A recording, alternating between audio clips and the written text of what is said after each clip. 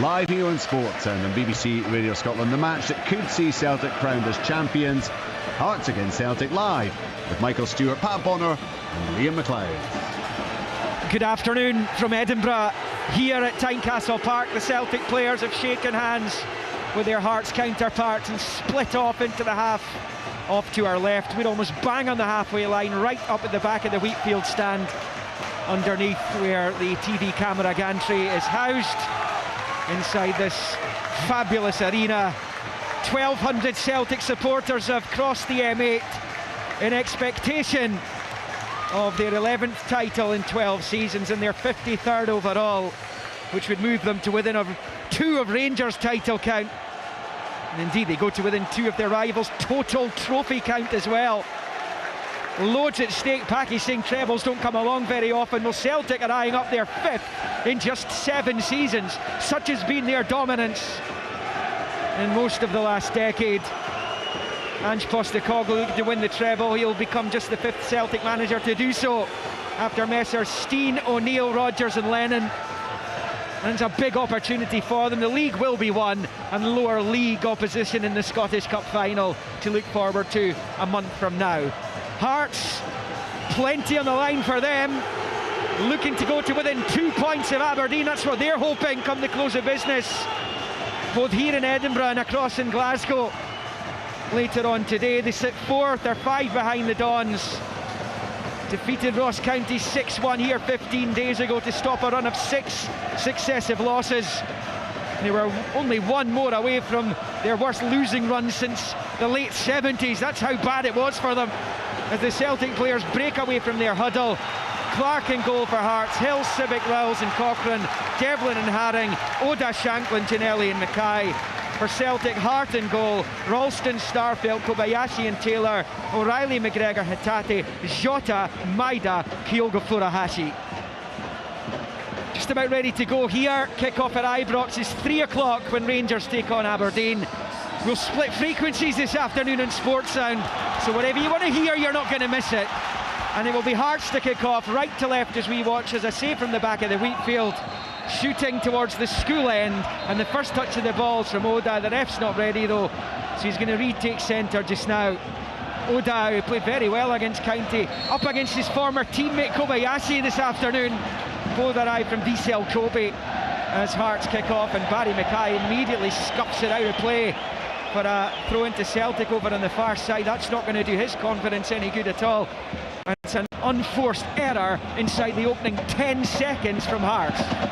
Yeah, well, he just kicks it straight out of play for Celtic shy, and it was clearly a set piece from the centre that Hearts had been lining up, and he just made all the wrong contact with the ball and shanked it straight out for a shy, as Rio Hatate's just done. Yeah, that's a poor one from Hatate. He looked a little bit off the boil against Rangers in the semi last week. You can understand that, given he's been out for a while. Scored a rocket here last season in one of his first games in Scottish football. And indeed, Celtic started like a rocket last time they were here in the Scottish Cup. They won 3-0. Naran Moy scored inside the opening couple of minutes. It's a Hearts throw, and then Cochrane takes it, pulls it down this near side. Starfelt heads away, and McGregor gets there ahead of Shanklin, who scored his 2nd hat-trick of the season against County. Of course, scored a futile hat-trick against Celtic last time the champions were here on league business back in the autumn. Here come Hearts, Mackay, lovely little spin there by Shanklin. Starfelt sticks with him and puts it out for the Hearts throw-in, level with the Celtic 6-yard line on this near side. Yeah, Starfelt had a chance to almost play that ball longer. He tried to play out and they've got caught in it. It just gives Hearts that impetus to start the game and force Celtic back into their own box to defend. It'll be a long throw-in from this sort of left-hand side. Yeah, James Hill's going to take it. There's plenty in maroon and white in the middle, plenty in green and white as well, and it comes to the 6-yard area, headed away by Starfelt and then swiped away to safety by Jota. Hearts are going to start in the front foot here. There's Mackay, lovely play, dances away from O'Reilly, looks up at the box, strips the ball in, Shanklin's there, and it's tipped over the bar by Hart. The Shanklin header looked as though he was going to score. The flag's actually gone up in any case over on the far side. He's just strayed the wrong side of the defender, but it's certainly got the Hearts fans up for it. 2 minutes in, 0-0, but it's the hosts who've started the brighter. it's a disappointing finish from Shankland in the end, actually. You've seen him in those positions before, he's been ruthless. Yes, Dyson might up the other end, and it comes off him last though after the challenge by Hill and out for a Hearts throw-in, but it's certainly going to give the Hearts players and supporters confidence they can get something out of this game, and if they do, what a result it would be for them today. Well, yeah, to be honest, Michael, he shouldn't have been in an offside position also. You know, he's looking right across the line, and it was a great, he pulled himself off to the back post, and he had all the time in the world to see where the defenders were, and he shouldn't have been, and it was a good chance for them. It was a great pick out from Barry Mackay as well, and I've seen Shankland in those positions so often. In fact, I think against Ross County in the last game, he was in a position like that where he had a very similar opportunity and he stuck it in the back of the net.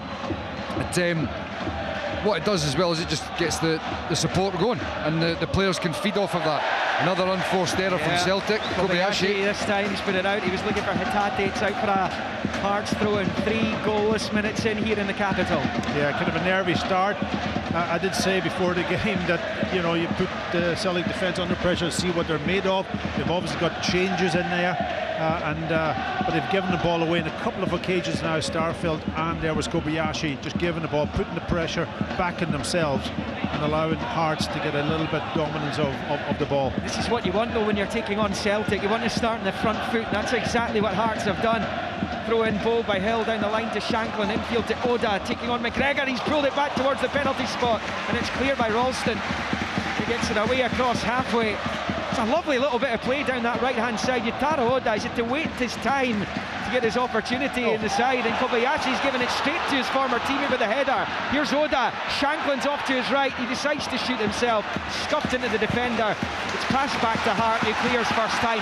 What a good start by Hearts. This is 4 minutes in, 0-0. Yeah, you can say a good start, but also a poor start from Celtic at the back, and that it was Kobayashi again. He shouldn't have headed that ball. And here's Ginnelli, he's inside the box, left hand side of it. Shankland slips as it breaks off.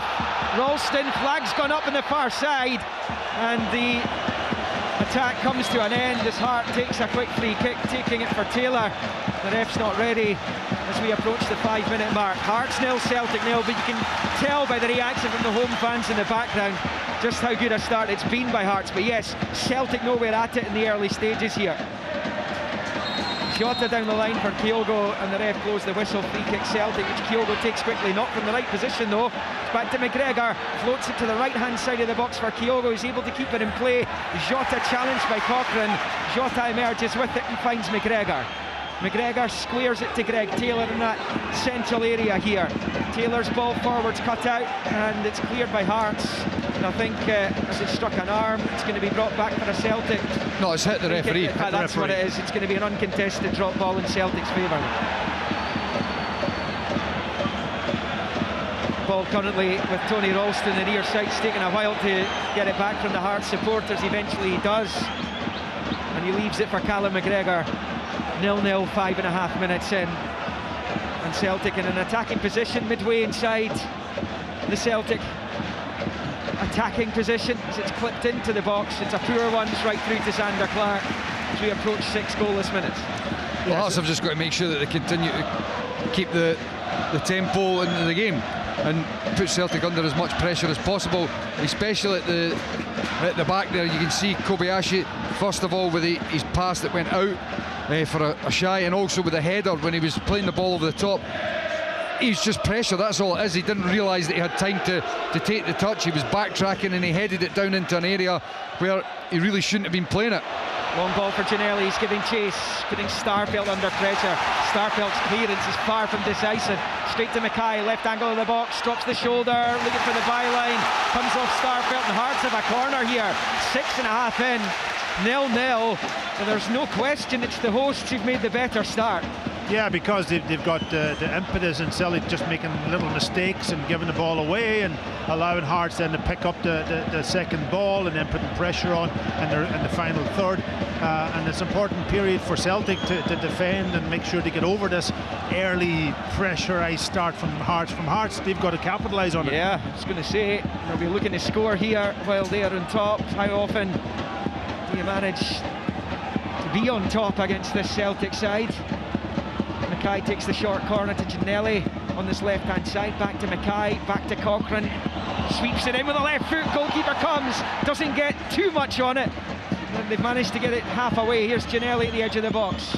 Shot blocked by McGregor. Comes back to Mackay. Right footed in towards Shankland. Headed clear by Taylor. And then Matt O'Reilly, brilliantly, calmly dealt with by O'Reilly. But Maida's heavy touch allows Oda in to slide in, and his countryman and out of play for a Celtic throw-in, which Taylor takes quickly back to Kobayashi. Have to say, Johnston and Carter Vickers have been superb for Celtic this season. They could be big misses today.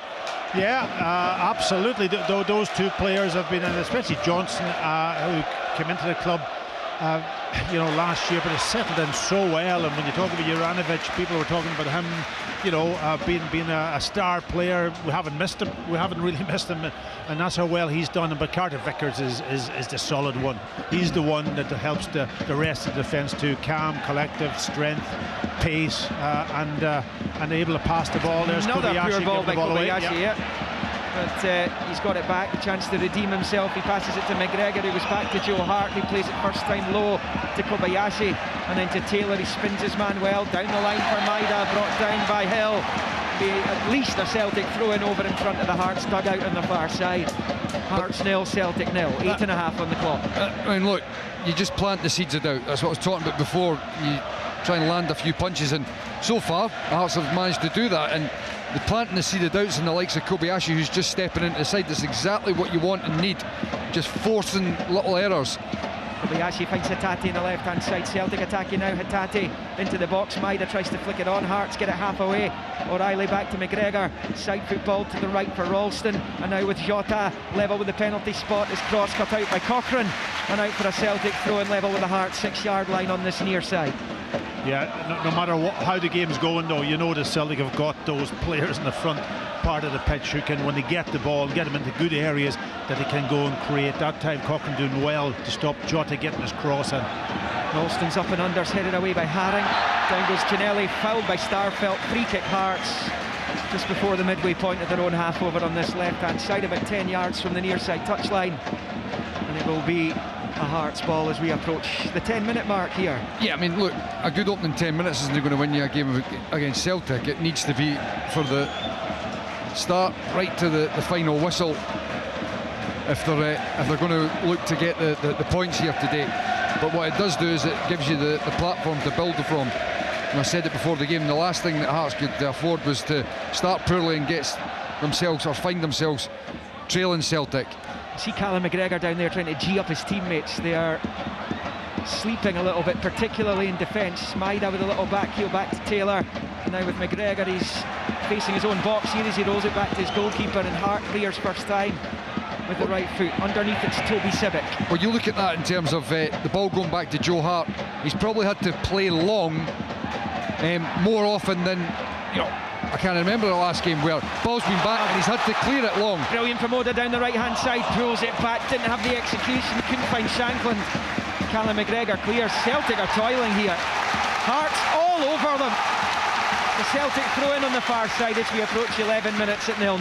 Yeah, I did ask the question beforehand to see how would Hearts approach the game. That high press, stopping Celtic from building from the back, putting them under pressure, and a little bit nervy from Celtic, giving the ball away, trying passes that they probably shouldn't be trying, maybe playing it long, but they don't have a lot of targets up front to play long to. That's the problem. We saw Rangers try this early on last week to good effect in the opening 10-15 minutes. They couldn't sustain it though. Yeah, well, that's the point. I think Tynecastle lends. Yes, exactly. I said Hampden's a completely different beast to Tynecastle. This is how I feel Hearts should approach every big game at Tynecastle. A little push by Ralston and Mackay, which the Hearts fans felt was a foul. Nick Walsh, the referee, disagrees. Because the other thing is, Liam, that you see the way that the fans react to it. They love seeing that aggressive, football going after them. And look, you talk about being able to handle it and do it for 90 minutes. You don't know. It is very difficult, but if moments go your way, it adds to the adrenaline and the energy of the side. If they played like this every week in the spring, they wouldn't be in a position where they're 5 points behind Aberdeen. It's as simple as that. That comes back to Xander Clark. The Celtic won it back momentarily in the midfield, and Clark clears with the right foot over to that right-hand side. Taylor's underneath it, inside, off his head for a Hearts throw-in, level with the edge of the centre circle, main stand side, right in front of Stevie Naismith, who is prowling that technical area over there. He'd love to be out there in the thick of it, of course. Sure, the other thing with Hearts is that they know they don't have to build from the back. They can go long, they can go from the goalkeeper, he could be the support player back to him, and then play up to Shanklin, who will have the advantage of height on Kobayashi, and that's, I would say, the way that they'll approach most of this game today. Long throw in from Hill, headed away by Taylor. Maida helps it into the midfield, but straight to Cammy Devlin. Devlin tries to wriggle away from O'Reilly, but Celtic win it back. Now it's Kyogo looking for Jota, cut out by Cochrane. Left of the centre circle, he steps into the Celtic half, rolls it forward low to Ginnelly. Ginnelly's in the area, he's on the ball, he's up against Starfelt, level with the penalty spot. Spins back onto the left, then back onto the right, looking for an option in Maroon. He's found one in Cochrane. Low ball across, Shanklin tries to get a foot on it. Kobayashi does enough, and he goes behind for the Hearts corner. Despite the protests from Kobayashi, who claims it's a goal kick, it stays on 13. Hearts nil, Celtic nil, but it's still the hosts with a bit between the teeth. Well, they're building the game in the final third. You know, Packy's talking about it in terms of getting up early. All the second balls that are dropping, Hearts are picking them up, and they're just continuing to add pressure onto the Celtic backline. And they've worked a few openings there. There's been a few scary moments for Celtic in and around the penalty box when the ball's gone in there, and that was just another one of them. I'd like to see it again. I'm not sure whether it was a corner or not, but Hearts are certainly ramping up the pressure. Barry Mackay takes the corner straight into the box. It's deep, headed down by Rowles towards the 6-yard line. Away by Starfelt, and then fired wide by Kyle Rowles on the follow-up. He's just inside the area, and Joe Hart's not getting that. If that's on target from the bottom corner, that's a goal. It goes the other side of the post though. Goal kick Celtic, 0-0 at Tynecastle, 14 played. Yeah, I agree with you, Liam. If that hit was on target, Joe, I don't know whether he was unsighted, but he certainly didn't move. But here's Celtic trying to build again, playing it out from Joe to his centre halves. Hearts putting pressure on, and Celtic then just been forced to almost give the ball away. You see, the thing is there, that's indicative of the pressure that Hearts are putting on Celtic, that Kai Rowles from a back four is right into the midfield on top of Matt Riley. They did it at Celtic Park when they were playing a back three, and it was the left-sided centre-half or the right-sided centre-half who would press into the midfield. This is a back four they're playing, and they're pressing right up on top. There's Toby Sibic in on top of Hatate as well. Celtic not enjoying this, but Hatate's found Jota wide on the right now, level with the penalty spot. Kyogo and Maida waiting in the middle. Jota's cross comes off the defender, and Celtic will have their first corner of the afternoon, bang on 15 minutes in Edinburgh. Yeah, I was wondering whether one of the centre halves would step into midfield when they were pressing high. And this occasion it was Sibic that pressed in, but he didn't quite deal with the situation, and then they were exposed a little bit at the back. Celtic have got their corner from it. Matt O'Reilly over it. Jota's a short option. O'Reilly clips it into the box, and the header is well wide in the end from Greg Taylor, who got the winner here in that 7-goal thriller in October. He's well off target though, past the left-hand post, and it stays Hearts 0, Celtic 0. Look, that's the strategy. The risk is obviously if you don't win the ball with the press, then your backline will be exposed. But you know, talking about the difference between Hampden and Tynecastle, it is stark. Tynecastle lends itself to playing like that because it is a smaller park. You can close those gaps a little bit easier, and it makes it very difficult for the team that are trying to play out. You can suffocate them a lot better, and when you're the home side and you're doing that, the crowd just get right on top of them as well. Oda charging down Taylor down that right hand side, and it's Yutaro Oda who emerges with the ball, looking to poke it back towards Devlin. It's blocked, and Hatate picks up the scraps, flicks it to McGregor. Long ball clearance, Maida's header goes straight to Kai Rowles, who heads it towards the 18-yard line. Shanklin moves it back for Devlin, who lets fly, blocked. Mackay finds Shanklin in the box, trying to spin, and then it breaks off the Celtic defender and behind for the corner. It stays 0-0 and 16 and a half here, but Hearts are rapping on the door big time. Yeah, and that comes from the goalkeeper again, kicking long to Shanklin. Shanklin won in the first header, and then the support players in and around about him getting to the ball first and putting Celtic under pressure. Shanklin has improved so much over the last few years of his strength. He's got real good body strength, holds off players, and good awareness to link the game. That ball landed on the edge of the box. It was a lovely little ball from Barry Mackay to play into Shanklin's feet there. Hearts corner, Cochrane takes it short to Ginnelly, goes back to Cochrane. Some major anti-climax for the Hearts fans though, because it all breaks down on the far side. The Cochrane's done well to win it back. He's redeemed himself. Here's Mackay, lovely little ball to the right hand side. It's Giannelli. Oh, the referee sees a foul there on Rio Hatate by Josh Giannelli, and that's going to be a Celtic free kick inside their own box, and it remains 0-0 on 17 and a half. Well, how often have Hearts won those balls in the middle of the park, the middle third? You know, they've latched on and put a lot of pressure, won it, turnover and gone and attacked again. They need to just make sure that they keep that tempo in the game, and it's at that stage now where it's getting to, you know, almost 20 minutes in with a lot of pressure and a lot of efforts. Ideally they need to be getting their noses in front on the score sheet as well. Yeah, that game against Ross County came at exactly the right time for Hearts after all those defeats in a row. 6 goals, 2 for Giannelli, 3 for Shankland on the day as they won 6-1 to stop the rot, and it's given them a bit of a platform to work on. But here's Rio Hatate for Celtic in the midfield, gets away from Devlin.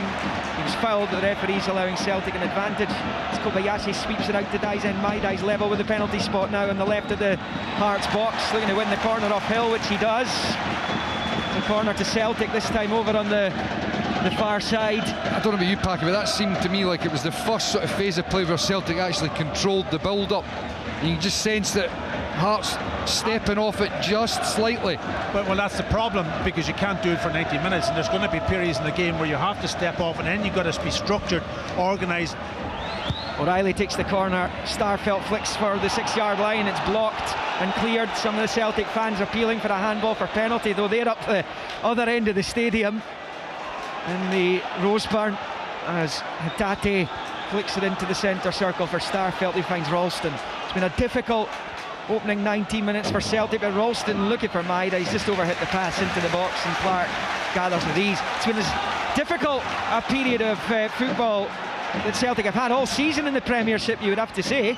Yeah, well, listen, when I played here, you were always expected to be under pressure because of the nature of the stadium and so on, and you have to handle it. You've got to be able to step up, you've got to be strong, you've got to defend well, and Celtic have got through it. So now it's about whether they can actually get themselves into the game. That wee period that Michael talked about is typical. Here's a great ball over the top. Here's Devlin, left hand side of the box, takes a touch and another one, pulls it back the way to Oda. It's a heavy touch and Kobayashi clears. Hearts, as it stands, 65% of the possession against the champions, the all-conquering Celtic this season. But they're being pinned back here as Devlin collects. It remains 0-0. We've hit the 20-minute mark. Long ball by Sibbick's poor, and it comes all the way through to Joe Hart. He lets it go behind the line for a goal kick. Hearts 0, Celtic 0. Just in that last phase there, I can't understand. Cammy Devlin's closed himself off down the narrow side, and the Celtic players actually facing him there. I don't understand why he didn't turn back into the middle of the park and drive forward. He ended up playing the ball back the way and just lost all momentum. But yeah, I mean, this has been an incredibly good start from Hearts 20 minutes in, but it's getting to the stage where they really need to be getting themselves in front. Tate, it's a poor ball into the Hearts box. Devlin picks up the scraps, then Mackay looking for Haring, cut out by O'Reilly. Now Hatate finds Ralston. Hatate looks up, clips it in with the right foot, headed clear by Sibbick. Devlin swipes it, the clearance up into the air, it comes back onto his chest though, and now Shankland, who has it nicked off by Maida. Shankland with his arms outstretched, looking for a free kick that isn't coming. Taylor, long ball, looking for Kyogo, he's in behind, but the defender Rolls has done just enough, though the flag's gone up anyway against Kyogo, who always plays bang on that line, and on 21 minutes it stays Hearts 0, Celtic 0. Yeah, he was offside, but there was hesitancy there from Sander Clark. I thought he was going to come and get that ball, but he stayed on his line, and Kyogo just got a decent touch, but he was offside, so the pressure's off. It was a great Hearts, ball. Yeah, it was a great ball. Here's Hearts will play long again, and they'll play up to Shankland, and they'll force Celtic back on into their defensive third of the pitch, which is probably the right tactic, I think, from their perspective, because they have the extra height up front, and with Giannelli's pace also. Celtic have good defenders on the pitch today, but they haven't played together. See that from Shankland. Yeah, he's taken it down again, held off the defender, takes the touch, finds Oda to his right, looks to return the favour in the box. Kobayashi blocks, his pass has gone awry again, and Devlin wins the corner. It's not only has he brought it down well, as that ball's coming up, it's the strength. He just bumped Kobayashi, gave himself half a yard to be able to take the ball down and link the game, and then once the ball breaks for Kobayashi, I don't know how many times that's happened now where Celtic have looked to play that first ball, and Hearts, the whole team on the front foot, they've latched onto it and got another turnover and been able to start the next attack. Celtic have only lost one of their last 66 league games, but they're taking a bit of a battering here in the opening quarter in the capital. It's still 0-0. Hearts corner, it's headed down towards the 6-yard line, and then it comes behind the line for a goal kick to Celtic this time. They have taken a battering, not in the score line though, and that's what will frustrate Stephen Naismith right now. Still nothing each. Here's Ralston for Celtic on this near side. Forward to McGregor, scampering away from his international teammate Shanklin, who's sticking with him. McGregor up on this right hand side beyond the midway point of the Hearts half. He's done brilliantly. He's away from 4, moves it to Hatate, who launches it at goal. It's well wide. He scored from that kind of range here last season. I mentioned that earlier, but that's well past, and it stays Hearts 0, Celtic 0 on 23. It was brilliant play from Callum McGregor there. He just takes the ball out of his own box and drives forward, and it looks as if he was going to lose possession, but he had almost 2 or 3 players bearing down on him, and he was able to use his ability and skill on the ball to get almost manoeuvre a position where he got out and got through them all, and then he played to Hatate. I thought Hatate had a chance to almost use Craig Taylor on his left hand side also. He took the shot on, which you can't criticise him for, but it was well out, but he had an extra player on his left shoulder that he could have played in. But brilliant play from Callum McGregor. Good block on the far side by James Hill. He's on loan from Bournemouth, getting his chance because Nat Atkinson not quite fully fit enough to start the game, and Stephen Naismith wanted to play the starting 11 that started the county game a fortnight ago. Atkinson amongst the Hearts subs this afternoon. See, for me, when you're looking at the middle of the park for Hearts, which has been such a problem in those, defeats when they were on a run of defeats, Haring and Devlin, I spoke about it before, is much better balance, much better. Devlin's performance has started to dip off, and he's got to say that the energy that he brings has been vitally important. And Haring, he's just a steady performer, so much better than the players they brought in the summer. Behind for a goal kick, but it was brilliant from Oda, putting the pressure on Celtic. It was Taylor on the far side. Goal kick Celtic, that they're playing out from the back here, out to Taylor into the midfield for O'Reilly. Good challenge by Kai Rolls though, and now it's with Shanklin who gets it from Oda, looking to work it back into the Hearts number 88, and it breaks Celtic's way with Taylor. O'Reilly's gone down, by the way. Comes back to Joe Hart, who plays it to Kobayashi, and O'Reilly will react there, and the Hearts fans not happy with that because he was on the deck a moment ago when they were under pressure, as Maida's brought crashing to the ground by Hill, and that'll be a free kick to Celtic over on the far side just before the midway point of their own half. Over on the main stand side, 25 in, 0-0. We are just over 15 minutes away from kick-off at Ibrox. Rangers against Aberdeen, if you want to hear that one, and we will go to that a little closer to the time obviously, but if you want Rangers against Aberdeen, that will be on BBC Radio Scotland Extra, 810 medium wave, and on digital, and of course everything available at the website bbc.co.uk/sportscotland. As we approach 26 minutes here at Tynecastle, the sun back out, and a change of shirt required by Reo Hatate as the Hearts fans booing because the momentum is with them right now. The wind is behind them. 26 played, Hearts 0, Celtic 0. Yeah, I think obviously O'Reilly's boot has come off in that situation, so he's changed his boot, and it gives Hatate a chance to take off his inner shirt. It must be warm down there also, and that'll be interesting to see if there is it's quite warm. Will Hearts be able to keep up this pressure, because it's hard work when you actually have to run after the ball. Yeah, it is, but they're getting the joy from it. They can see the success that it's bringing, and they've got to keep doing it. And as I said before the game as well, they've got to hope that the moments just go their way, because that gives you a huge lift. It gives you that extra yard of pace and energy. If you've got, look, almost half an hour now, they're able to keep at it and they get a goal in the first half, all of a sudden it's like bringing huge success.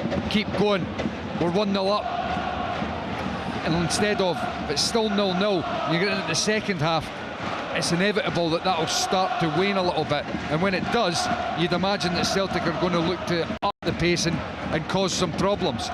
Yeah, and the one thing is Joe Hart hasn't had too many saves to make. The one he made from Shanklin came when Shanklin was in an offside position as well. And Hart's best chance play, Kai rolls one which he flashed just past the post. He's not had any saves to make, but Hearts have got into some really dangerous areas. Of course, that's what I'm saying, they have to, we're on the ascendancy here, they have to try and solidify that dominance by getting a goal. Yeah, Celtic may need to win today to seal the title today. It depends what happens at Ibrox. As the long ball comes through, there's a chance for Celtic. Left-hand sided goalkeeper just skipped through to him. It's a really good run actually from Greg Taylor, who found himself left centre forward there as he tried to latch onto that ball, but Zander Clark, he kind of sensed it was the power in the pass was taking it through to him, and on 28 minutes it stays Hearts 0, Celtic 0. Yeah, he had picked up a strange position actually from the ball over on the left hand side. He was more central and around his penalty spot and nearly got caught out because it was a good run from Greg Taylor in that inside left position, obviously taking a position where maybe Hatate would take it normally, and that's the difference obviously, of course, of the Celtic players. They will rotate around, they will find different positions, and they will exploit it if there's any space given. Greg Taylor over on that left hand side, and he's put it straight into touch. Hearts though, I mean, I can't remember the last time I saw so many unforced errors from Celtic players in a game than what I'm seeing here this afternoon. Well, it's due to the fact that it is unforced, but it's the seeds of doubt that have been planted in them because Hearts have been right up on top of them. So it's forced in the sense of the pressure that Hearts have put on them, that when they actually have a little moment of time, they're not able to relax and find a rhythm because of all that pressure that's been built up over this first half an hour. James Hill winding up a really long throw. Wow, he's got it towards the 6-yard line from the midway point of his own half. It's from the Celtic half as it's headed clear. Picked up here by Mackay, level with the penalty spot, and he wins the corner off Ralston. The Hearts momentum continues. It's still 0-0, approaching half an hour. And it's Hearts again with an attacking situation here. Yeah, they've got a corner. I want to go back to that throw, and my word, he's out halfway between the corner flag and halfway line over on the right hand side, and he almost reaches nearly the back post, which is an incredible throw. And it's ended up resulting in this corner. Barry Mackay's going to take, and it comes with the right foot towards the back post as a header towards goal from Hill's, going well over the crossbar though, and that's going to be a Celtic goal kick. Hearts 0, Celtic 0. I'm talking about Joe Hart not having a save to make, but Zander Clark hasn't had a save to make either, has he? No. Celtic have really struggled to engage the front three. Jota's barely been in the game. Yeah, you see Rolls now going straight in on top of O'Reilly when they're pressing. Obviously Celtic are picking it out of the back from the goal kick, but he's gone right in and almost followed O'Reilly up to the edge of the Celtic box. Now that does create space higher up the pitch. I'd like to see Celtic, could they exploit that? Could they see beyond the midfield and play a Kyogo who is quick and sharp, and you've got to be taking care of him, but that's where the space is. Goalless. Joe Hart plays it to Kobayashi, out to the left-hand touchline for Taylor, back to Kobayashi. And we'll look up at the pitch ahead of him, strolling up towards halfway, releases the pass down that left-hand touchline for Maida. He's got support from Taylor. Maida fancies his chances against Hill.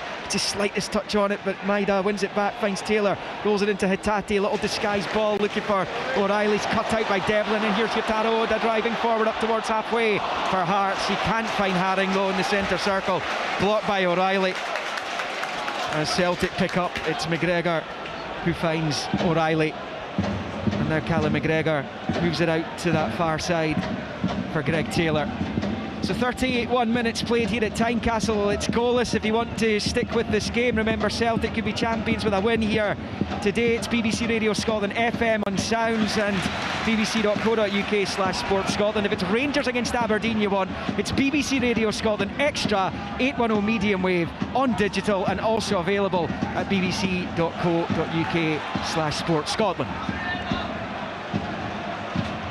0-0 here at Tynecastle. Celtic on the attack. Taylor's cross ball is headed away, and now it breaks the way of Mackay, and Starfelt knocks it back to Kobayashi. I'll keep you up to date with what's happening at Ibrox as we go along. 10 minutes till kick-off in that one as Celtic pick up on the far side. Taylor, and again it's Oda, the sliding challenge. The Hearts fans going to love Yutaro Oda. He was excellent here against County. Does look as though his best position is on that wide right hand side.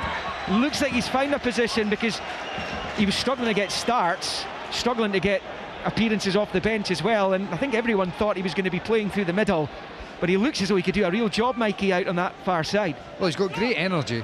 The thing at Ross County was that, you know, there was quite a few opportunities fell his way, but he wasn't able to finish, and you know, there's been a couple of those little moments so far in the game as well, little openings that a better touch, a little bit more alertness, then perhaps he would have been able to get a strike on goal as well.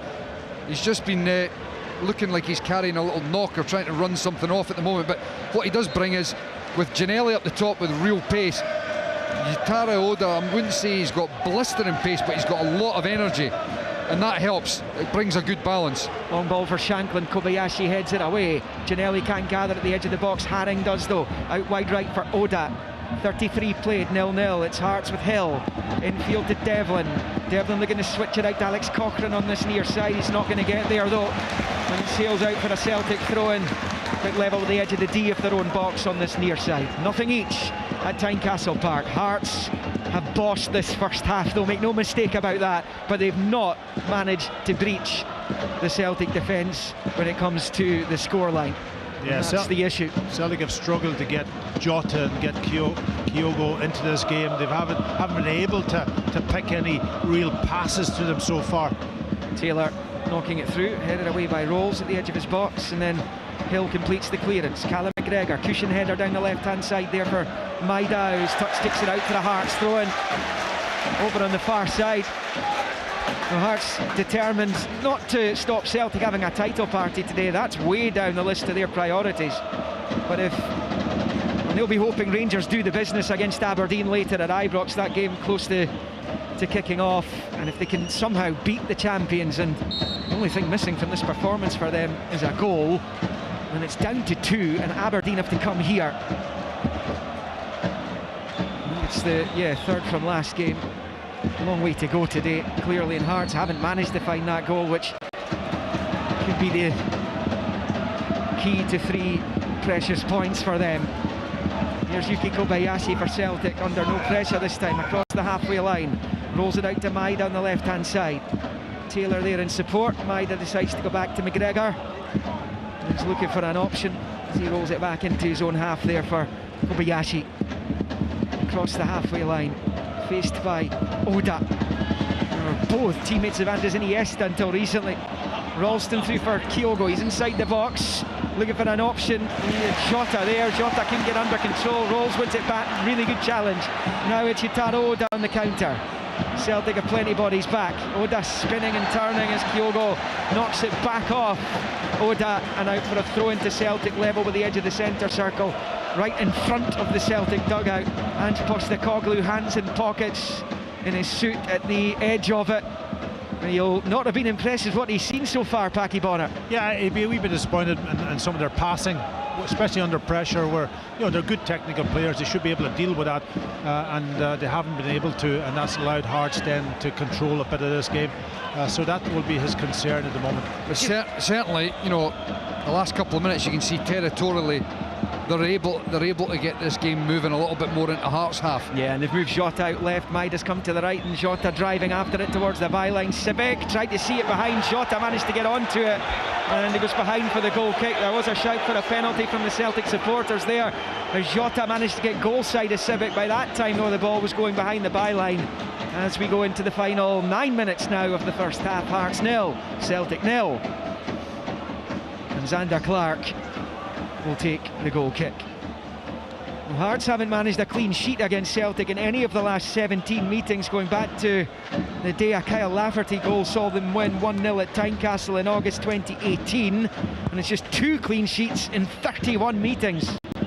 As well, of course, they did win those back-to-back league games across different seasons here against them, including that incredible 4-0 success against the Brendan Rodgers Invincibles, masterminded by Craig Levein, as Hearts head clear through Kai, rolls up towards the edge of the centre circle. Here's McGregor, out to Jota, over on that far side up against Hill. Celtic see more of the ball in the Hearts half all of a sudden as Jota wins the throw-in. about level with the Hearts 18-yard line over on the far side as we tick on to 37 minutes in Gorgie. Hearts 0, Celtic 0. Yeah, I was just wondering when they would change position, Maeda and Jota. Jota's gone over onto the left now because he hasn't had much of the ball. Maeda's the one that has had lots of the ball over on that left-hand side. A cross ball, and Rose had to get there. Kyogo was behind him. It's up into the sky and it drops down onto the gloves of Zander Clark. And it stays Hearts 0, Celtic 0. Yeah, it was a brilliant ball in from Jota, just cutting on the inside and whipping it in with pace. I think it was Rolls that got his foot to it, and was good defending to just knock it away from Kyogo. Was on the move. Sports Sound here in BBC Radio Scotland FM, on sounds at bbc.co.uk/Sports Scotland, wrapping up the first of the post-split fixtures this weekend. And about to get underway at Ibrox. That game will be available on 810 medium wave and BBC Radio Scotland Extra on BBC Sounds. Those two meeting for the second time in a couple of weeks. Back-to-back league games. As Celtic collect here with O'Reilly, who finds Ralston. And he ushers it out wide right for Maeda. Steps in the field away from Cochrane. Along the halfway line. He's given it straight to Shankland as Maeda.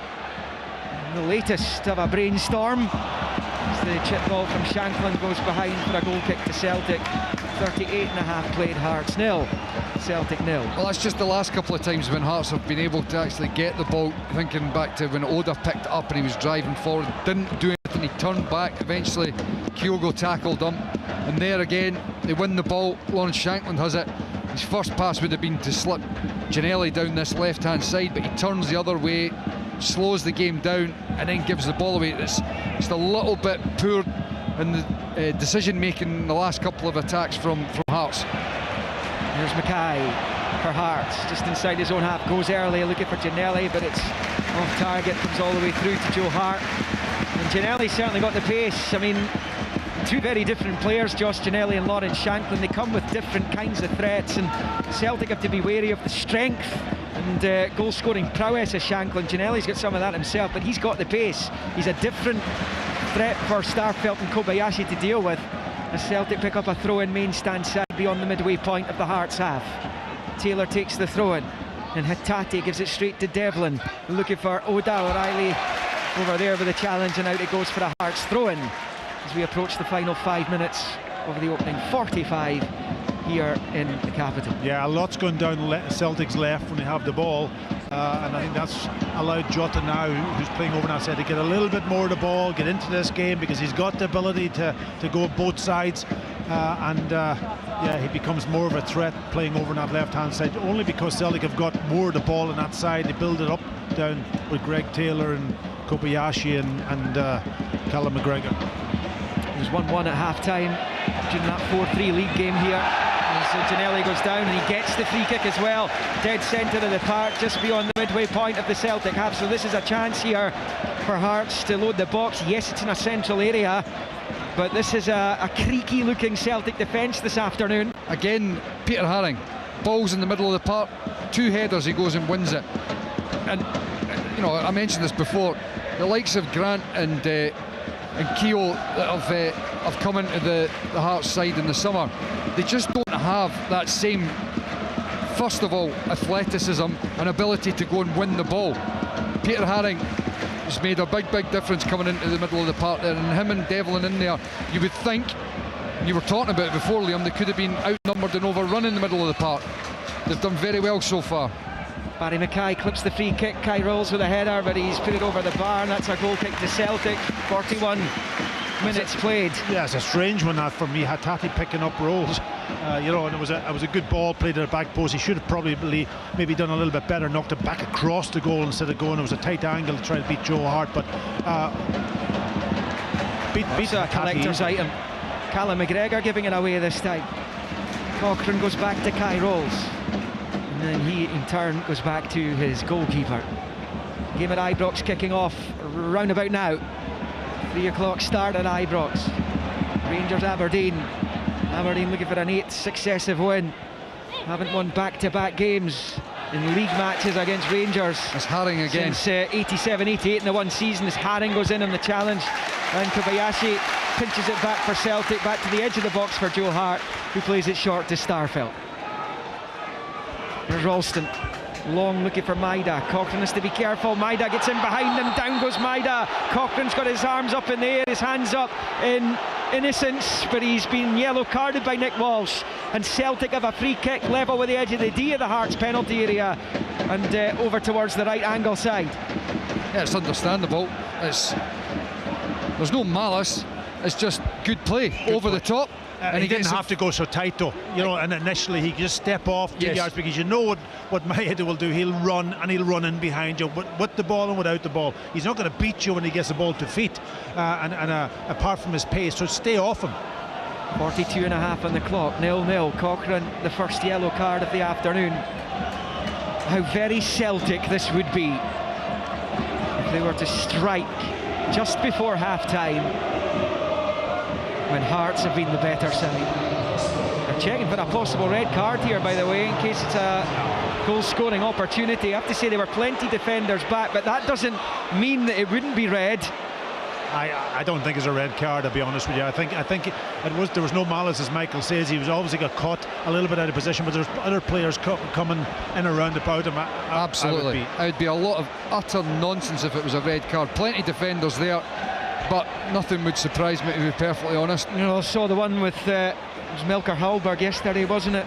In that St Johnstone Dundee United game. I didn't think that should have been a red card either. Yeah, well, I think there's more defenders back this time.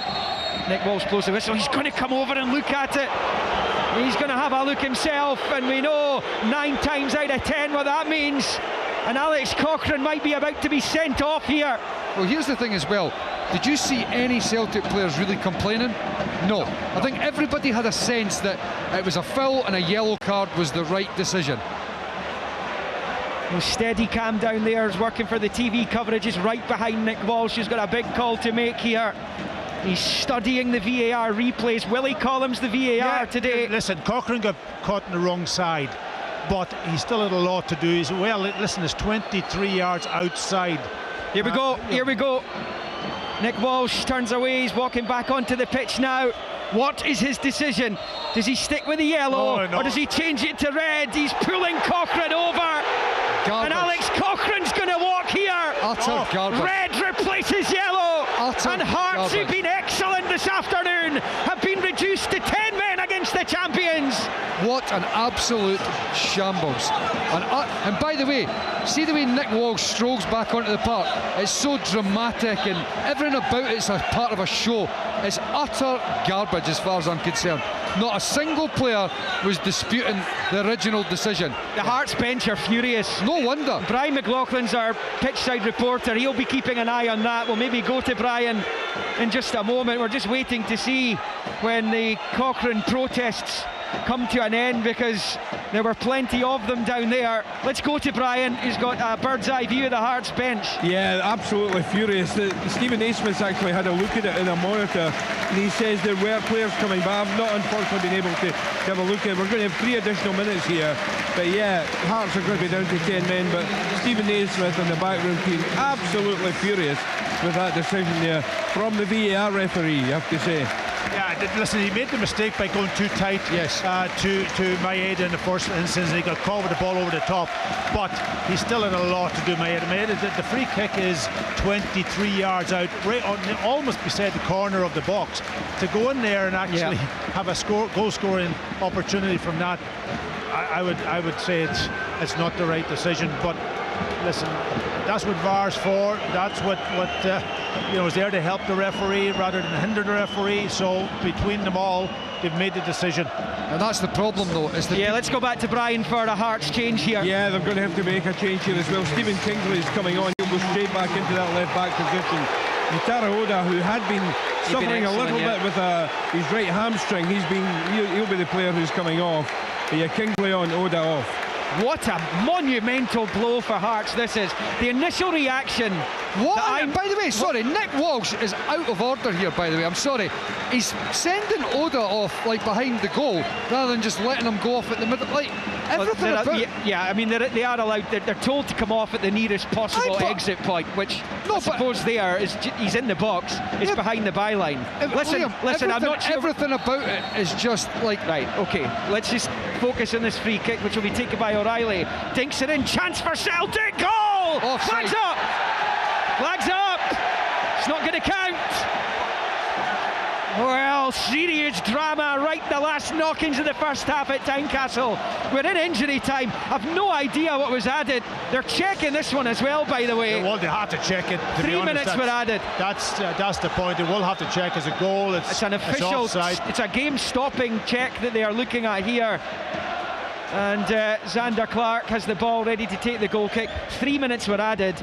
There was a good couple of minutes to sort out the Cochrane situation, so there'll be still a little chunk of added time to go, I would imagine.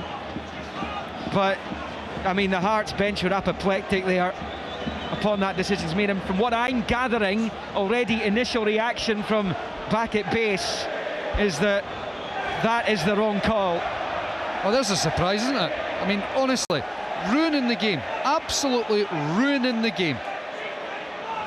Nick Walsh is down there being spoken to by Peter Haring, and the free kick rather than the goal kick, of course, for the offside will be taken. Liam, here's the thing, let's not get away from the fact, and Packy's spot on, poor bit of play from Alex Cochrane, gets too tight, he gets turned, but they're ruining the game with these big decisions that they're getting wrong. Yes, he's made a mistake, but he doesn't deserve to get red carded for it. There's no malice. It's a challenge that happens all the time. Good attacking play, getting across the face of the defender, sucking in and getting the foul. But that could be a multi-million-pound decision, that, when a Hearts miss out in third. And that's the point, isn't it? Absolutely. Yeah. He wasn't sent off for wild play or he was sent off because it looked like it was a goal-scoring opportunity. That's the only reason why he could have been sent off. Was he? Now you're into a debate. Was it a goal-scoring opportunity in that position?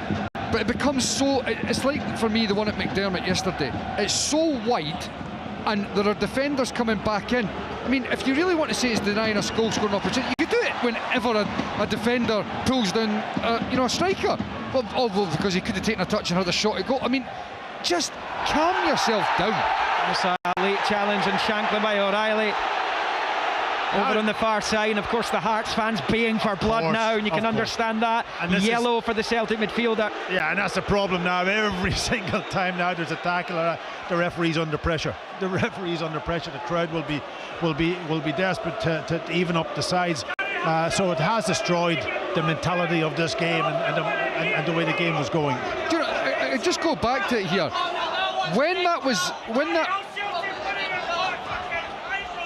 Well, the Hearts fans around about us are absolutely furious with what's going on here, and I have to apologise for any language you might be offended by that's being picked up by the microphones. But clearly passions are raised by that as the free kick comes in. It's headed behind for a corner kick down on this near side. It's Hearts 0, Celtic 0 here. We are deep into first half stoppage time. And there's obviously issues around about us here. It stays 0-0. We're in stoppage time at the end of the first half as Barry Mackay prepares to take the corner down on this near side. I'm not sure why some of the fans are having a go at people up the back here who are on duty or working. It's not they who have made the decision. As the corner comes in, it's Starfelt who heads it half away. Hatate with a knee gets it out of the penalty area as Haring heads it up into the air. It breaks the way of Hatate, who nods it down the left-hand side for Jota. It's Jota then brings down Naismith unintentionally on the far side. And Naismith goes to Jota, who was up in the air when he clocked the Hearts into the manager. And that's going to be I assume, a throw-in over on the far side. There's no time to take it. Well, what an incredible end to the game. I mean, no goals in that first half, but enough drama in the closing 5-10 minutes of it to match what we saw here in October. And there was controversy on that occasion as well. It doesn't take much to spark this fixture at the best of times, but that decision between Nick Walsh and Willie Collum, the VAR, has certainly led this match down a path that we simply didn't see it going down. Really entertaining display by the home team today. They were excellent. 40 minutes, beyond 40 minutes, they were excellent in the match, causing Celtic all kinds of problems. Perhaps the one thing that will annoy Stephen Naismith is the fact that they didn't really test Joe Hart. Kai Rolls went closest, one whistled by the post when it looked set for the bottom left corner, but that missed the target. Celtic haven't really got going at all. They'd won in the net from the free kick after the red card, but it was flagged offside. And it's been far from their best performance, but a major bonus for them came when Alex Cochrane brought down Daisen Maeda as the Japanese made his way into the box. The yellow card was issued by Nick Walsh. He was encouraged to look at it again by Willie Collum, the VAR. And once he had a look at a few replays, he upgraded the yellow to a red card, and all hell broke loose in Tynecastle, including around about us here at the back of the Wheatfield stand. Brian will have seen what was going on the far side in the dugouts as well. We'll maybe get his take on the flare-up down there. But at half-time, after all of that, it is 10-man Hearts 0, Celtic 0. The Scottish Premiership. From BBC Radio Scotland.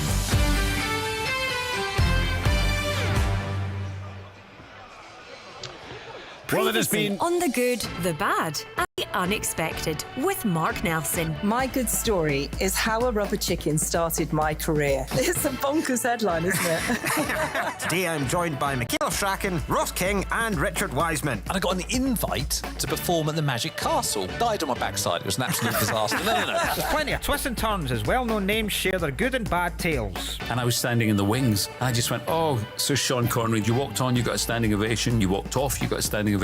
How does it feel? Ross, you'll never know. The good, the bad and the unexpected. Fridays from 1:30 on BBC Radio Scotland, or listen now on BBC Sounds.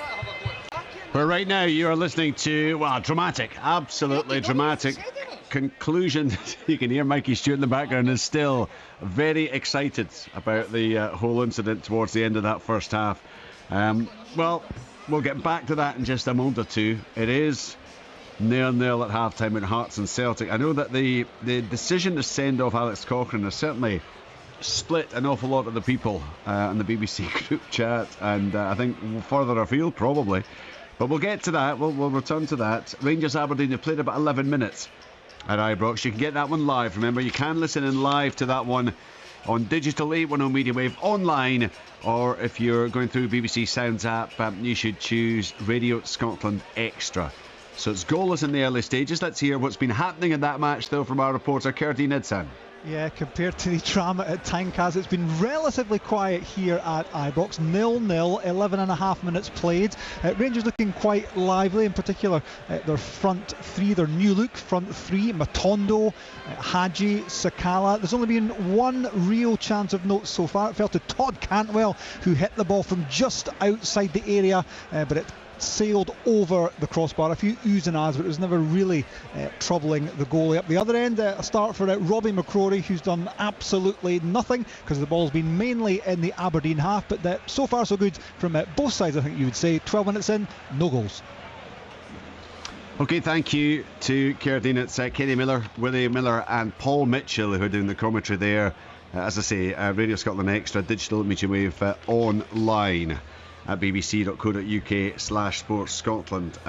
Right, well, let's get to the big incident at the end, because actually there was a lot happened in that first half, a lot going on. Essentially, Celtic are breaking down the right-hand side, or their right-hand side. No question, Alex Cochrane gets into the wrong position. There is a foul. I think probably Pat and Mike, even with one viewing, would see that there, or certainly there's a coming together, whether the Celtic player makes the most of it, whether he runs into him, whether he ensures that Cochrane brings him down. I know there's a bit of debate about that as well, but the bottom line is there is a foul.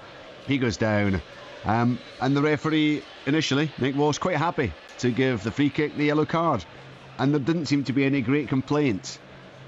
And then Willie Collum stepped into the arena, and he has called the referee across, and from the moment Nick Walsh is coming across, and as Mikey said, he did return to the pitch with an air of drama about himself. There's no question about that. Alex Cochrane is off. The thing is, Richard, as well, don't just plant it solely at Willie Collum here. Nick Walsh has, the referees like to make it quite clear that it's up to them, it's their decision in the end. Willie Collum, for me, shouldn't have got involved, but Nick Walsh watches it again. He has the ability to stick with his original decision. And I haven't seen any replays, and you're talking about who engages who or whatever. It happens all the time in terms of attackers. It's good play. You cut across a defender, you put them in an incredibly difficult position where sometimes there's nothing they can do. There's contact made and they go down. And that, for me, I know whether if they're denying a goal scoring opportunity, then it becomes a bit of a moot point, but it still should be there in the referee's mind, in that he has not pulled them down. There is a coming together, and there was plenty defenders there. That's the point. Yeah, he was ahead. He was ahead of the defenders, but they were in close pursuit, and I don't think you could say for sure that he was going to get away and get a shot. I'm just looking at what it actually says. This is how it's written. It says denying a goal or an obvious goal scoring opportunity to an opponent whose overall movement is towards the offender's goal by an offence punishable by a free kick. The ball line is not whether it was a clear and obvious error. No. So therefore, if it wasn't, then VAR should not have got involved. And so that exactly. It's an incident that, had VAR not been involved, there would have been a few people talking about it, saying, oh, well, I think he's lucky, he might have got a red card. There is no way it would have been the level of debate that is happening now.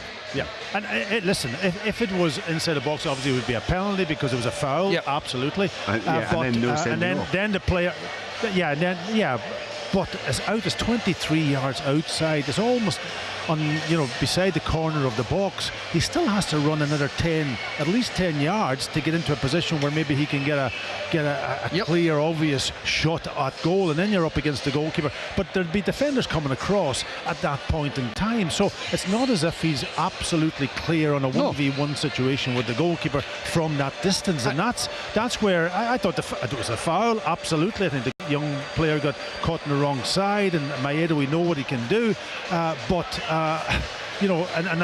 yes, a yellow card possibly for the infringement, but not a red card. And that's where it's fallen down, and so on. And there has been a big reaction here, by the way, among the crowd and all that. We're all getting stick because they don't know what we said, but we clearly said, from my perspective, watching it, that's a very from a neutral stance, you could say here, because we're working here at the thing, is that I don't think it was a red card. Definitely a foul, and definitely a chance for Celtic to have a shot on target from that dead ball situation. But the red card is taking it a step too far for me. This comes down to interpretation again. It's like, this is the problem for me with officials when it comes to these big calls. It's the interpretation. And you're reading out what the law actually says. There's enough woolliness and grey area in there to be able to interpret how you want. It's spoiled the game, and there is enough in it to see it quite clearly as a foul and a yellow card and play on. If it was inside the box, Michael, then it's a different story, because now you're really in 2 seconds, you're on top of the goal. But because or if it's right in the middle, if it was right in the middle, of the park, then it's one touch, he's in the box, he's about. But coming in from that angle with the defenders, who are, by the way, in the middle of the park, then it just, for me, is a ludicrous decision that spoils what was a really good first half. There will be an opinion, there will be debate around it, and other people will have an opinion. But when you're at the game and you're watching it, you just said, yes, free kick, yellow card. This is the thing. There is enough in that for the officials to close ranks and go, no, it's the right call. That's the problem for me, in that with certain laws, there's enough interpretation and grey area to back up whatever decision is made. But everybody watching this here in this stadium, apart from, I would imagine, the hardcore Celtic support, would be looking at that and thinking, nah. That was nobody was really arguing when that yellow card was handed out. No, and they that weren't. To me tells you what the decision should have been. No debate. There wasn't anybody, complaining. Yellow card. Everybody was happy to play on with the game. And from when they eventually did take the free kick, and of course Hearts then had to make the substitution. Stephen Kingsley came on. They actually lost Oda, who had been pretty effective, I think, during the course of the first 45 minutes. Celtic then score. O'Reilly with a free kick, Rolson across, Starfelt slides it in, but it's offside, and I think even the Celtic players knew there was little in the way of celebrating when the ball went into the net. Prior to that, and for a large chunk of that first half, Hearts have played very, very well, and Celtic, similar to last week against Rangers, guys, have not been anywhere near firing on all cylinders, have they? Yeah, Celtic were forced into mistakes because of the press from Hearts. They were trying to build from the back, trying to play through the thirds of the pitch, and their accuracy and their passing was letting them down mainly because they were under pressure, and that allowed Hearts then to get a foothold in this first half, and they put them under a lot of pressure. Didn't create enough though. That was the only thing from Hearts' perspective. And Celtic, every time they go up the pitch, then they just look dangerous. Their key players, Jota moved over onto the left-hand side. Celtic were playing a lot down that left-hand side when they had the ball, and Jota's come into the game a little bit more from that perspective. So and now the game has changed, of course. It'll be interesting to see how Hearts, can they press, or will they have to drop off and consolidate a little bit and allow Celtic to get a lot more of the ball, and then their good players will come into it. 19 minutes going to Ibrox. Still Rangers 0, Aberdeen 0. Get that on digital 810 Media Wave online and on the BBC Sounds app at Radio Scotland Extra. I think you said at one point, Mikey, 20-25 minutes in, your Hearts, given the dominance, if you like, and the problems they've been causing Celtic, you felt that they really had to make the breakthrough during that spell, simply, I guess, because we know what the Celtic team does so often. Yeah, absolutely, and also because it's very, very difficult to maintain those energy levels when you've not got your noses in front. You need something else just to keep topping up the belief and the confidence, and getting your nose in front is the perfect way to do that. And especially now, they're down to 10 men. It's going to make it very, very difficult to continue to do that, but they have to. That is the way that they've got to approach this game. I think if they try and sit off it, and even if they're trying to wait until Celtic get into the middle third to press them, I don't think that's the way you want to do it, because Celtic will find the rhythm, they'll find a pocket of space, they will cut you open, and they'll score a goal. And if you're down to 10 men, you're 1-0 down, it's curtains, game over. Hearts have got to be aggressive and play from the front with the press. They have to do it. They've got to gamble, they've got to take the risk, because it's the only way I see that they're capable of getting the 3 points out of this game. And that's, for me, stays the same when they're down to 10 men. It's just, unfortunately for Hearts, that there's greater risk with that, because they're obviously a man down. Yeah, look, I'll be interested if you guys do indeed get the chance to have another look at the sending off incident. It very much has split opinion. I've seen it on the group chat, Richard. It's a nonsense decision, an absolute nonsense decision. You're right. So you've had a look, and you're sticking with. I'm not surprised that Alistair Lamont is getting that call wrong again on the group chat there. He tends to do that with the big calls. Yeah, I mean, it's nice that you get the chance to have a go, Al, even when you're not doing the commentary with them. I've just seen a picture. Yeah, I've just seen a picture of it actually here, and I'm not too sure that Maeda was going to get to the ball, because the ball, Sander Clark had come off his line, and he was in a really good position to maybe intercept the ball, but definitely a foul because he's taken him down, so he hadn't really got control of the ball, Maeda. That's the other thing I would add. I've got to say, I just keep going back to look, I can see the argument from both sides in terms of should it have been a red card, should it not have been a red card, but the mere fact that we're having that discussion suggests it wasn't a clear and obvious error. And also, Richard, the thing that confirms it for me is your instinct when you watch the game. You don't, when something happens, you're like, I'm not sure about that. Everybody in here was like, yep, foul, yellow card. There was nobody that was looking at it and thinking, I'm not sure about that. That was it. Instinctively, you knew it was the right call. Yeah, I think I would like to see the video of it again, just to see where the ball's bounced. It was bounced through to Xander Clark, and Maeda wasn't going to get on the end of it. Yeah, I think we've got that in the group chat as well, so maybe Michael could let you have a look at that. I'll have a look at that. Excuse me. Anyway, 0-0 it is, but my goodness, you feel it is going to be a tough 45 minutes for the 10 men of Hearts. Perhaps they can pick up on what they feel will be the injustice that was served upon them towards the end of that half. Anyway, we'll get to the second half shortly. Let's quickly get back to Ceredigion. But midway through that first half, Ceredigion at Ibrox? We absolutely are. 23 minutes played here. It's also 0-0 here. Aberdeen just making their way into this game the more the half goes on. Rangers, however, are the ones who've had the best chances so far. They both fallen to Todd Cantwell. Early on he blasted over, and then it was a lovely chest down from Sakala. Cantwell connected just on the edge of the air, and it just over the crossbars. Rangers have a chance now, but there's an impressive red wall defending for Aberdeen. It's deflected away for a corner. So 24 minutes now played. Honours even here at Ibrox. There's one incident we didn't actually pick up on. Remarkable, where the Hearts boss Stephen Naismith was actually taken out by Jota. As he attempted to keep his balance, having been forced off the pitch. He sent Stephen Naismith flying. Actually, I've just seen a replay of that, and Ange Postecoglou is standing there making the VAR sign. he's calling us.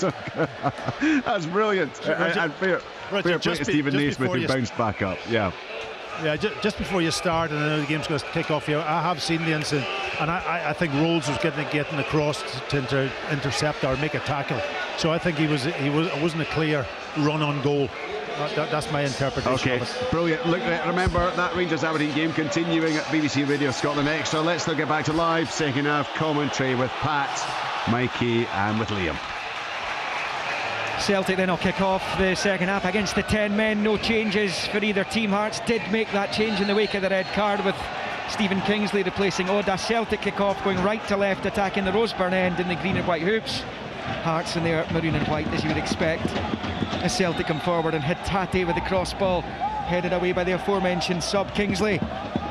Then the header clear by Shankland as Ralston collects. The big problem for Hearts is that Ginnelly is coming over and playing on the right hand side now, and he's not through the middle. He's not there to be able to stretch Celtic defence, the two centre halves. It changes the dynamic of things. Kobayashi's latest poor pass goes straight over Maida's head and out for a Hearts throw-in on the near side. Just looks like a bag of nerves, Yuki Kobayashi. It's not nerves, I think he's just making bad decisions, and he didn't have to try that ball over the top. There was nobody near him. He just hold on to it, and he's got Callum McGregor on his inside, and he can use him all day long. We tick into the second minute of the second half. I'll keep you up to date with what's happening at Ibrox. Goalless at the moment between Rangers and Aberdeen, as Starfelt picks up and squares it to Ralston.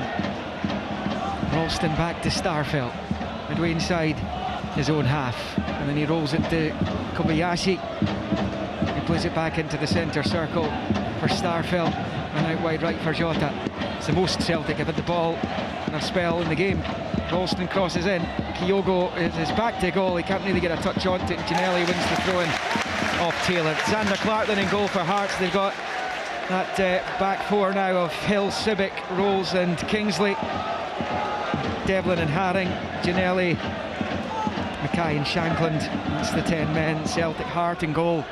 It's 100th appearance for Celtic today.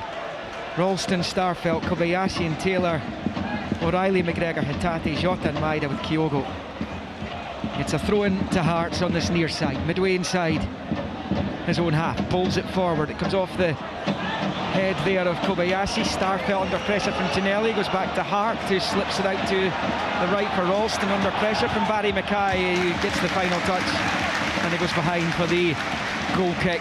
We thought it was going to be tough trying to maintain those energy levels with 11 players. Can it be so much more difficult for Hearts the longer this second half goes on? You expect them to get pulled from pillar to post.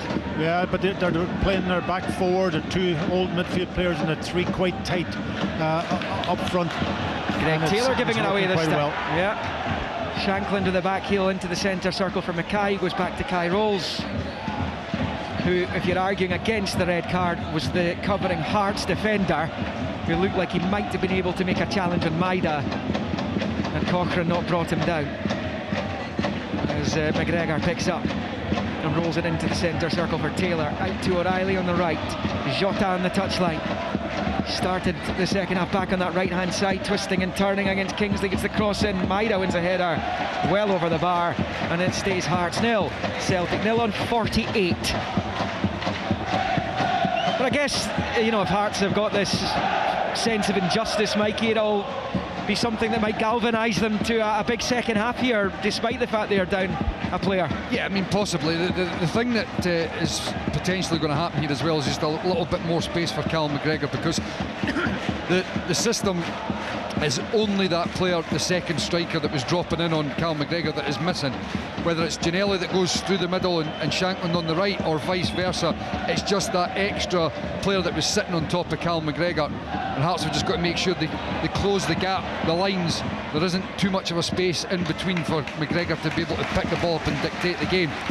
And they need to just continue to play on the front foot and hope that something goes their way. Could get a set piece and get their noses in front, and then they've got something to hang on to. At the end of the day, Celtic are not playing well today, and that'll be something they'll hang their hat on as well. Well, they haven't been allowed to play and control the game the way we normally see them, and their passing is a little bit off, and has been off for a couple of weeks, I've got to say. But it's still 0-0, and they're in a great position, obviously, with that extra player. Ralston out to Jota on the far side, up against Kingsley. Rolls it to the right angle of the box for O'Reilly. Back to Jota, level with the penalty spot. Back to O'Reilly, dink ball into the area. Hatate gets the touch over the goalkeeper and just wide. Really good effort by Reo Hatate. Xander Clark turned and was relieved to see that go past the post, rather than nestling in his net as he was lobbed by the Japan international. And it stays Hearts 0, Celtic 0 as we tick on to 50 minutes. I wasn't far away, I gotta tell you. It was a great little run from Hatate, getting inside beyond the defence and just lifting it over Xander Clark and just the wrong side of the post. But Celtic dominated the ball a little bit more now in the second half compared to what they had in the first half.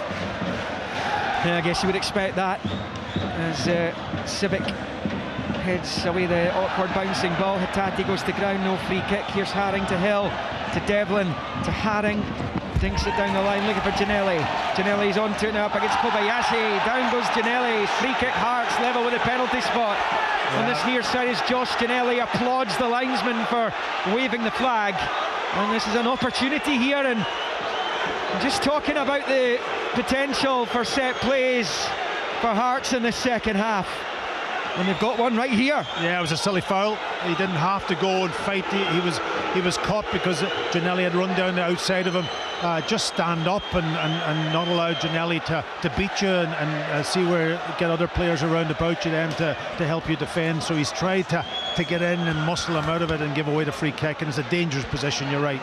Kobayashi looks like a player who's barely played all season, as Mackay waits to take the free kick. It's actually between the penalty spot and 6-yard line on the right, and it comes a good ball and it fizzes across that 6-yard line without a Hearts player able to get a decent touch onto it. Celtic get the last touch and out for a throw-in to Hearts, level with the Celtic 18 on the far side. It's not a corner, it's as good as one when you've got James Hill around. Yeah, the long throw will come in here, and he's got Rolls is going up, he's got Shanklin in the box, he's got Ginnelly in the box, so those are the targets. Chance then as James Hill drives the ball down over on the main stand side. Hearts shooting towards the Gorgie Road as they tend to do in the second half, and it comes, it's flicked away by Starfelt. Ginnelly will pick up the scraps at the right angle of the penalty area as Hearts continue to attack. His cross is cut out, breaks the way for Tati in the box, and it's clear by Greg Taylor across halfway. Kingsley's header, Callum McGregor returns the favour into the centre circle. It's Devlin, brought down by O'Reilly. He's on a yellow card already. He's on a yellow, Matt O'Reilly. That's right in front of Nick Walsh as well, and he's elected to give the free kick only. Do you know, look, for me personally, I think it's the right call. I don't think it is a second yellow card, but you can completely understand that. I'll tell you right now, if a second yellow was given, this is a good example, right? If a second yellow was given and he was sent off, you could argue, yeah, well, you know, there's enough in that, it's a second yellow. The point is, for me, I think the right decision's been made. So when you get people arguing that the red card's the right decision, they're only doing it. Yeah, here's the free kick. Kingsley wins the header. Shanklin going for it, but Callum McGregor's there to sweep it clear. Sorry, they're only doing it after the fact.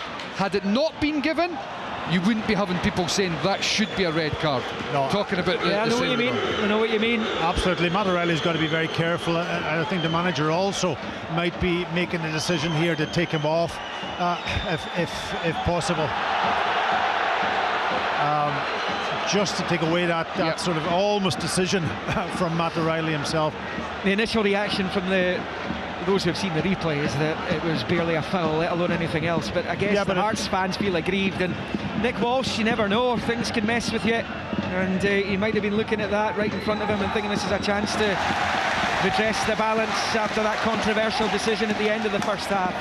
We played 53.5 0-0. Hearts actually have reacted really well since the break, despite Celtic seeing more of the ball and having the best chance in the second half. Hearts look like they can still threaten, and Jota can't control the ball from Starfelt's pass, and it's out for a throw-in on the far side. Celtic certainly don't look like a team that want to win the league today. And see, that's little things like that when you talk about just being off it slightly, and I can't remember seeing Celtic like that, but that's a good example of it. You know, Jota had all the space and time that he would need. The ball was fizzed out to him, but Jota's got wonderful ability, and he just miscontrolled it. You know, plain and simple, and that is not something that you've seen very often from this Celtic side. I just wonder how much longer Matt O'Reilly's going to last before he's hooked by Ange Postecoglou. Aaron Moyes, one of those, going away for a warm-up, I think.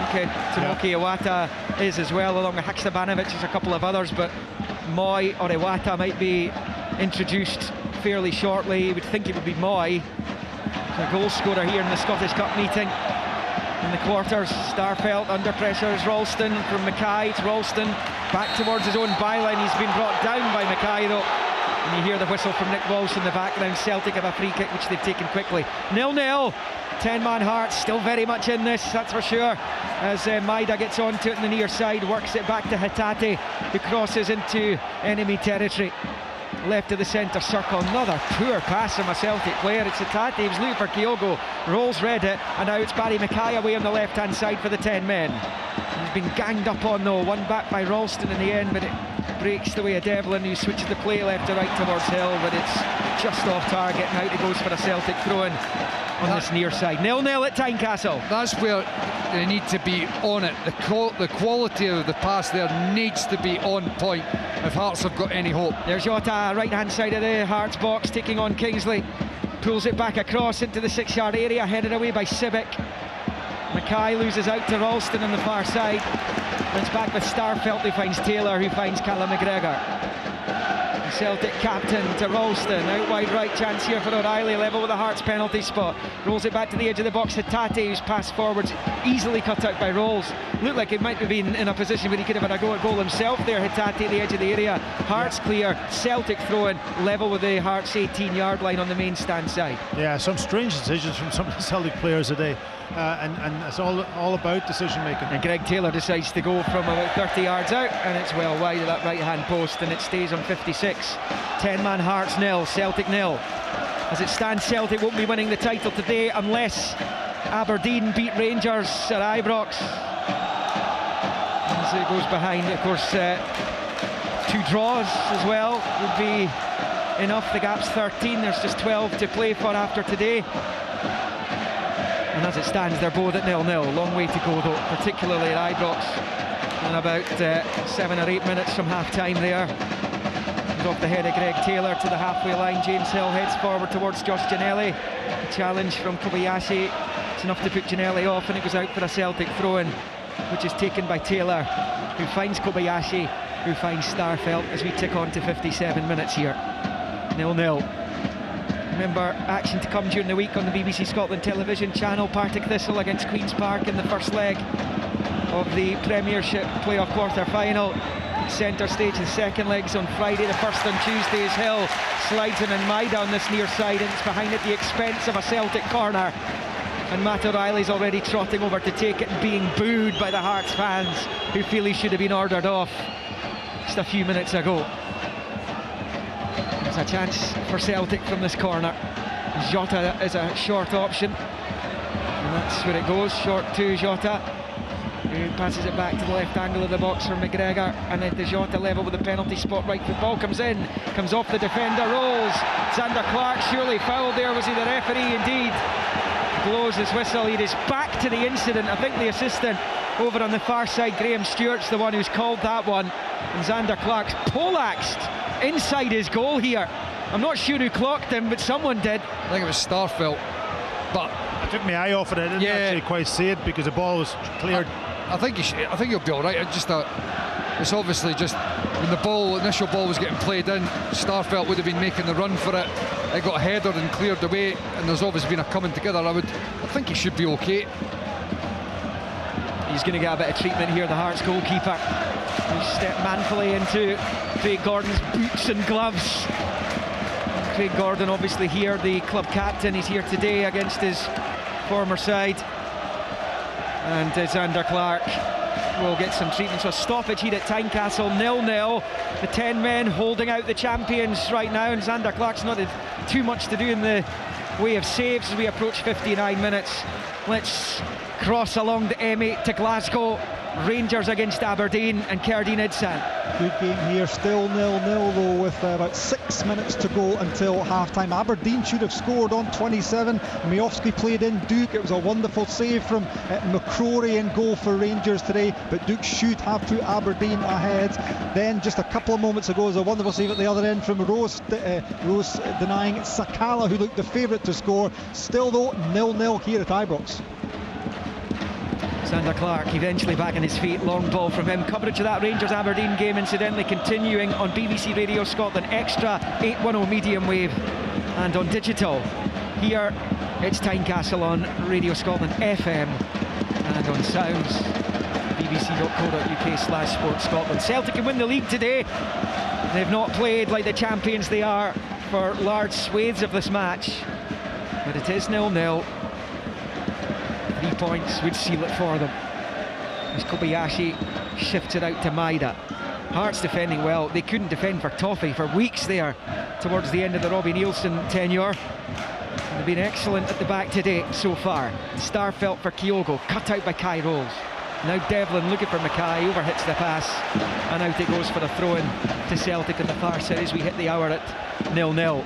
It's the same players, Mikey, isn't it, in defence for Hearts, yet they look so much more solid. Well, I mean, so I'm just waiting for Greg Taylor with a long ball. Maida's poor touch, goal kick. Yes, on the whole it is, but it's in front of that that's been the big difference for me. In the midfield, Peter Haring and Cammy Devlin in the middle of the park have made a big difference for Hearts. You know, that period of poor performances, you've got to remember some of the games were, well, 2 of the games were against Celtic, very difficult side, but a large chunk of them, Tynecastle and Grant were getting more game time, and I just don't think that they're good enough. Plain and simple. Peter Haring missing for far too long with that concussion. Disappointing. Oh, how good's that from Shanklin? He was expecting Ginnelly to take it on, and he's going to get a free kick as well. Brilliant from Lawrence Shanklin. It really was. Holding off the defender, striding towards the box, and he's got his team a free kick, and they're up the park here. 61 on the clock, 0-0. Yeah, perfect centre forward play, really. That long ball up to him, just using his strength and his mere physicality against Kobayashi and out-muscling him and winning his free kick. Good position. 25 goals Shanklin scored this season. As Mackay dinks the ball in, it's not the worst delivery, but Celtic have enough numbers there as Jota takes it down. He's being shouted at by the Hearts fans for a handball, but the referee blows the whistle as Jota's brought down at the edge of his own box. I'm not sure that's a free kick personally. I don't think there was a great deal of force in Josh Ginnelly as he was challenging Jota there. Carl Starfelt picks up for Celtic just outside the centre circle. Here's Taylor, sweeps it out wide left for Maida, up against Hill. Guys in Maida, rolls it to the left angle of the box for Hatate. He's looking for an option in green and white. He elects to go back to Kobayashi, who squares it for Starfelt. Everyone bar Joe Hart in the Hearts half now. It's Carl Starfelt looking for someone to make some movement ahead of him. He finds Ralston, he finds Hatate, and it's back to Starfelt. Celtic can't pick their way through. Yeah, they're picking their way through teams all season. Yeah, but that's the problem when you have Donald Carter-Vickers, who can pass the ball, can pick a pass, coming stepping forward into those positions. Starfelt and Kobayashi, who hasn't passed the ball well today. And I was building him up before the game that he's a decent passer of the ball. Well, no, he does look nice on the ball, but he certainly hasn't been. He's been knocked off his stride. Kobayashi. Yeah. Here's Maida level with the 18-yard line on this near side. Rolls it back to Kobayashi. He finds Starfelt. It's just a reminder of how good a player Carter Vickers is in the Celtic team. Starfelt's pass to Jota's cut out by Mackay, and it's out for a Celtic throw-in over on the far side, a bit level with the edge of the D of the Hearts box. We're on 63 minutes, 0-0. as that's bowled back by Ralston to Starfelt, back to Tony Ralston. Now with Carl Starfelt, squares it into the centre circle for Kobayashi. And Starfelt again, forward to Ralston, and then to Starfelt, and he squares it to Kobayashi. Out wide left for Maida. Maida up against James Hill. And he's been forced back the way as well. It's really good defence. Ginnelli sticking with him this time. Kobayashi out to Maida. Hearts need to stay switched on though, as Maida finds Hitate, challenged by Haring. Celtic corner, or maybe a throw in down by the corner flag. I think it is a corner. Yeah, I think it is. It's a corner. Taylor leaves it for O'Reilly. So we move on to 64 minutes. 0-0 it remains, heading towards half-time at Ibrox. 0-0 here. Nick Walsh isn't happy with something inside the penalty area. He's going to have a word with somebody. It's Peter Haring by the looks of things, and Kobayashi as well. He's talking to the two of them. Celtic corner when all is said and done. And O'Reilly, Jota is a short option if he wants to use him, which he does again. Jota rolls it along the grass back to McGregor. Low back out wide left for O'Reilly, level with 18-yard line, infield to Taylor. Back to McGregor. McGregor squares it for Hitate, can't resist the shot, and he shanks that one well wide of the left-hand post, and it stays 10-man. Hearts 0, Celtic 0 as we approach 65 minutes.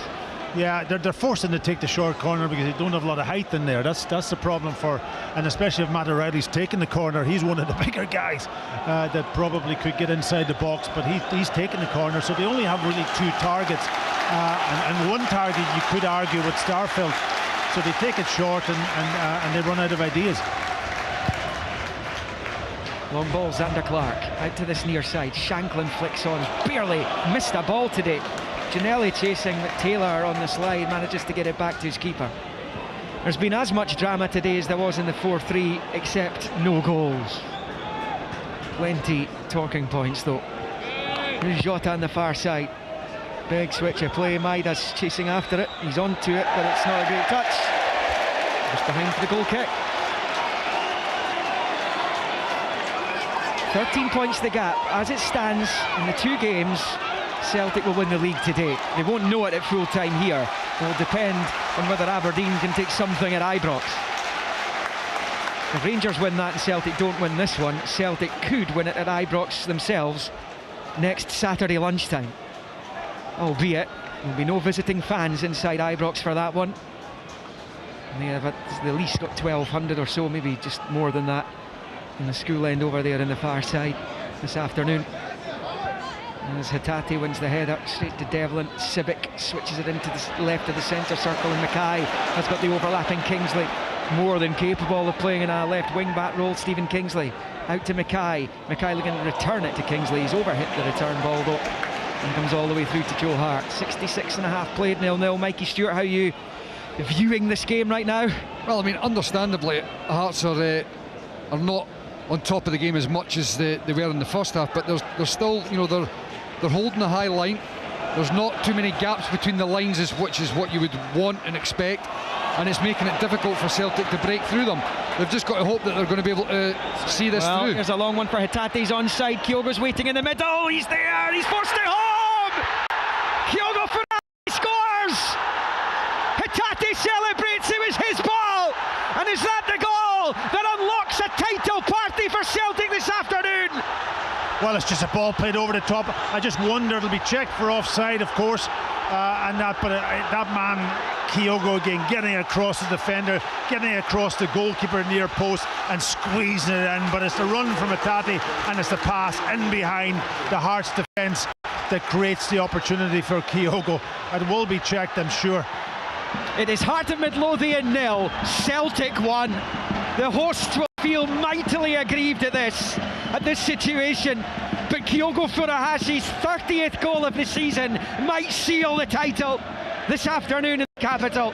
It sent the 1,200 or so Celtic fans into ecstasy behind Zander Clark's goal. It was right in front of him as he squeezed it home. He is the poacher supreme for this Celtic side. But it was all about Reo Hitate, Michael, down that right-hand side. Yeah, it's a great run from deep from Hitate. Yeah, my gut was that it wasn't going to be offside from Hatate. I just wondered I think it's whether Seebeck that was playing him on. Yeah, and he's made the run from deep. I just wondered whether Kyogo was going to be, in front of the ball, but clearly not. Yeah, Furahashi's gone down incidentally. Hearts are on the ball. It's not a head knock, so they are entitled to play on. As it comes back to Kai Rolls, but the referee's decided to stop it, and as you can imagine, the howls of derision that are being aimed at Nick Walsh just now are in the ferocious category. It is Hearts 0, Celtic 1 as we approach 69 minutes. It's a hammer blow for Hearts. They were excellent in the first half. Celtic have not been anywhere near the levels that we have seen them display time and time again this season. Yet, champions know how to find a way. And they found a way eventually against this stubborn Hearts side. But quite clearly, the red card for Alex Cochrane on the stroke of half-time, or at least on the stroke of injury time, has made all the difference this afternoon. It's allowed Celtic to control more of the game in the second half and then be able to pick that pass.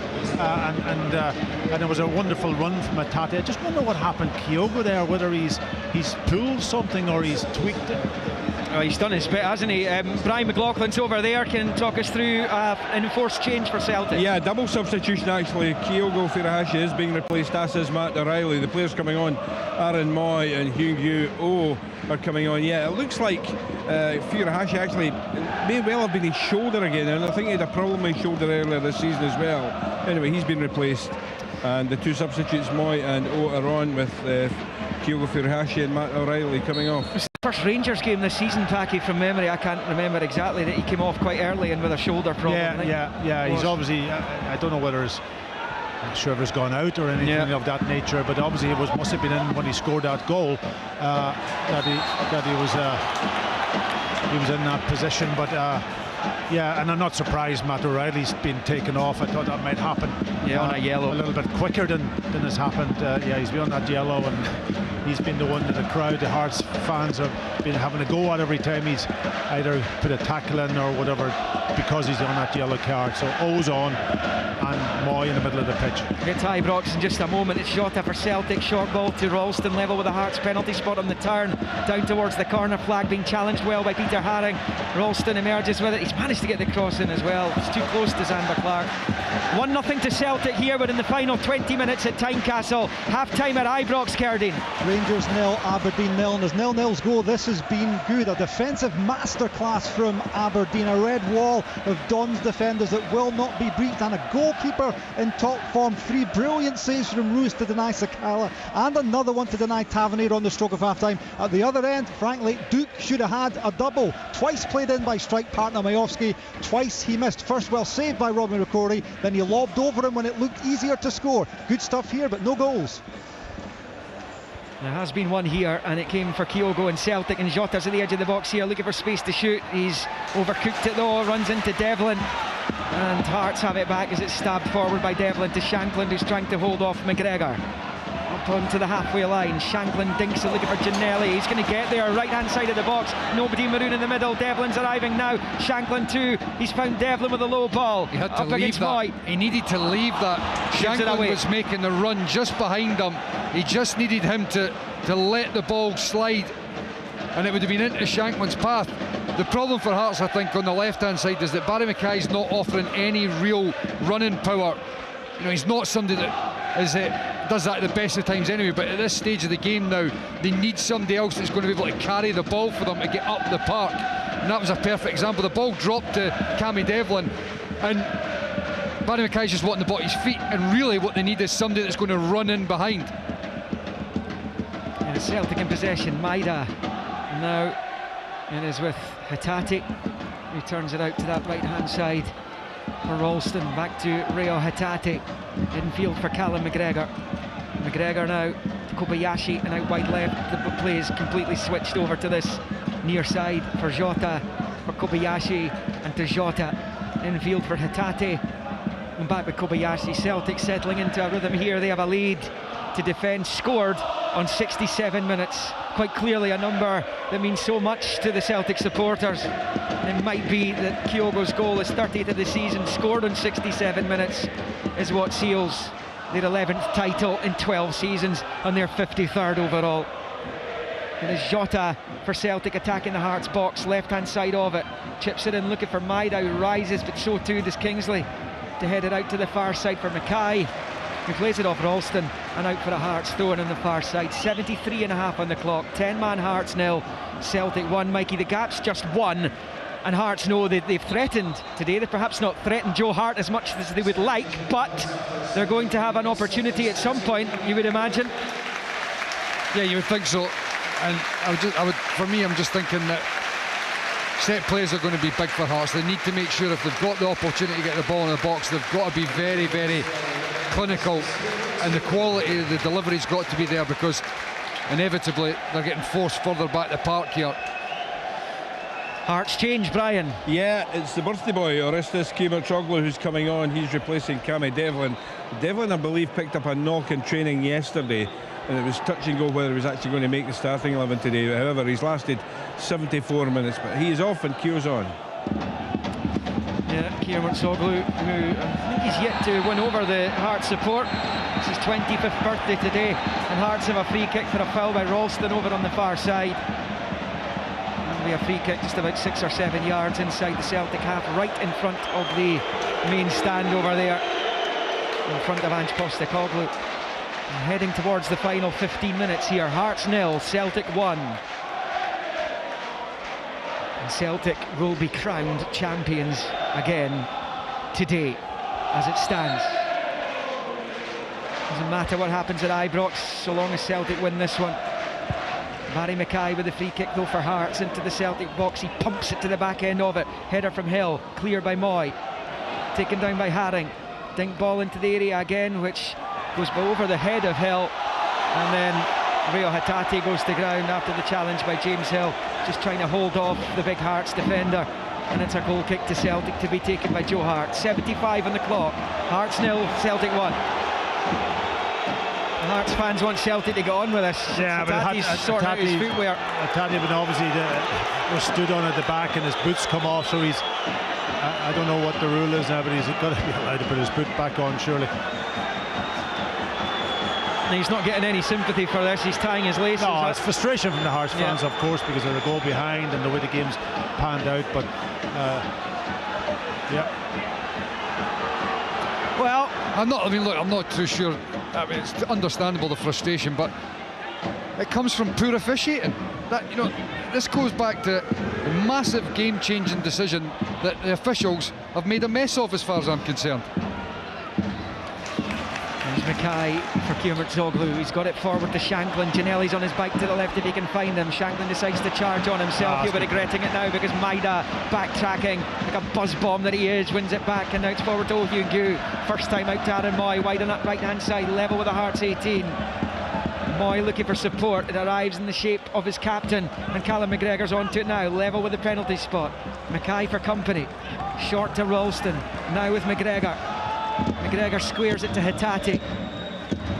McGregor looks up, squares it to Greg Taylor, looks up at the goal, decides to slip it to the left of the box. Jota, who gets it all wrong and puts it straight into the side net, and it stays Hearts 0, Celtic 1. He's not looked the same since he came back from his injury, Jota. He's had a couple of spells out with little niggles. Yeah, he's got some crucial goals though.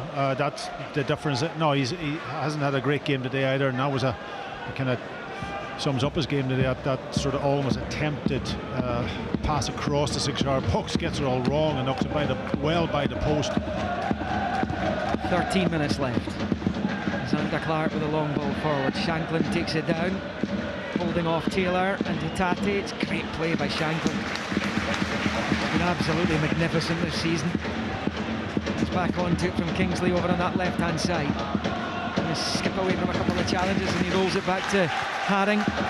Infield to Tynecastle. And back into the Hearts half for Kai Rolls. Forward to Hill.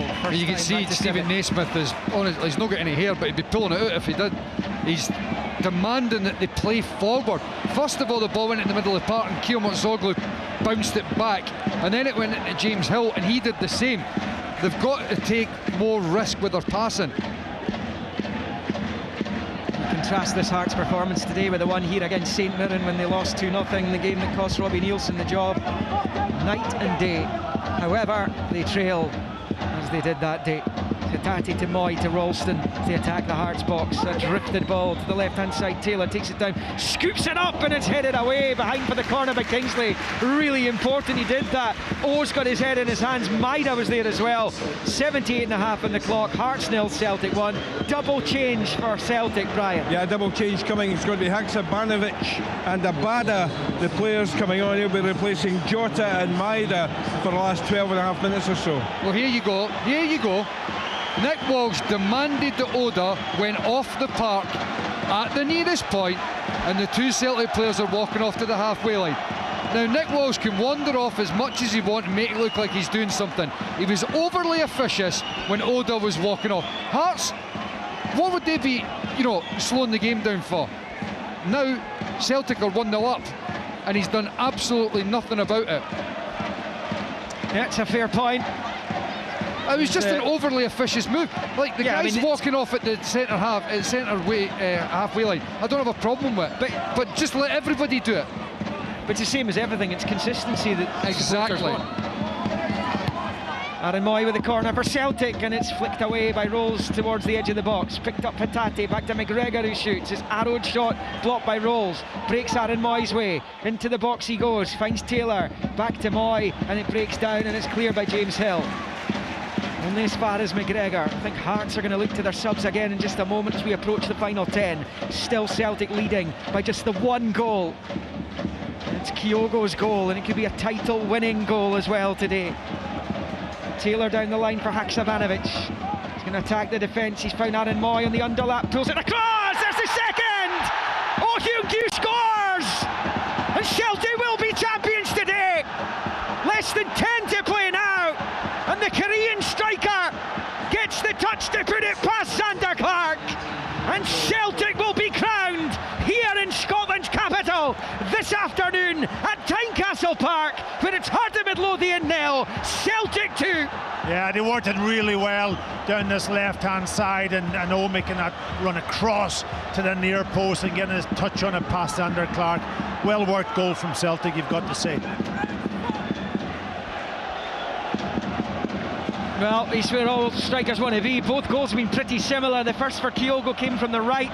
He was at the near post to flick home. The second comes from the left. Oh, Kyogo was at the near post to flick home. And it is 2-0, and there's surely now, Michael, no way back for Hearts. No, there's not. It's a disappointment for Hearts in that, they put everything into it. They're going to come away with nothing here. Celtic, it's party time, that it was inevitable that we're going to win the title at some point, and it just so happens it's going to be here today. The Hearts fans flooding for the exits. Brian McLaughlin can talk us through a double Hearts change. Yeah, double change here. Barry Mackay and Josh Ginnelly being replaced. The players coming on, George Grant and Stephen Humphreys. But as you say, there's hundreds, if not thousands of Hearts fans now heading for the exits. Yeah, they've seen enough. What started off as an afternoon of serious promise for Hearts will end in bitter disappointment. They'll hope now that Rangers beat Aberdeen at Ibrox. The gap currently at 5 will be at best 5 come the close of business today if you're a Hearts supporter. I mean, look, you can't predict what would have happened in this game, just like they can't predict if there was going to be a goal from Maeda or a shot on goal.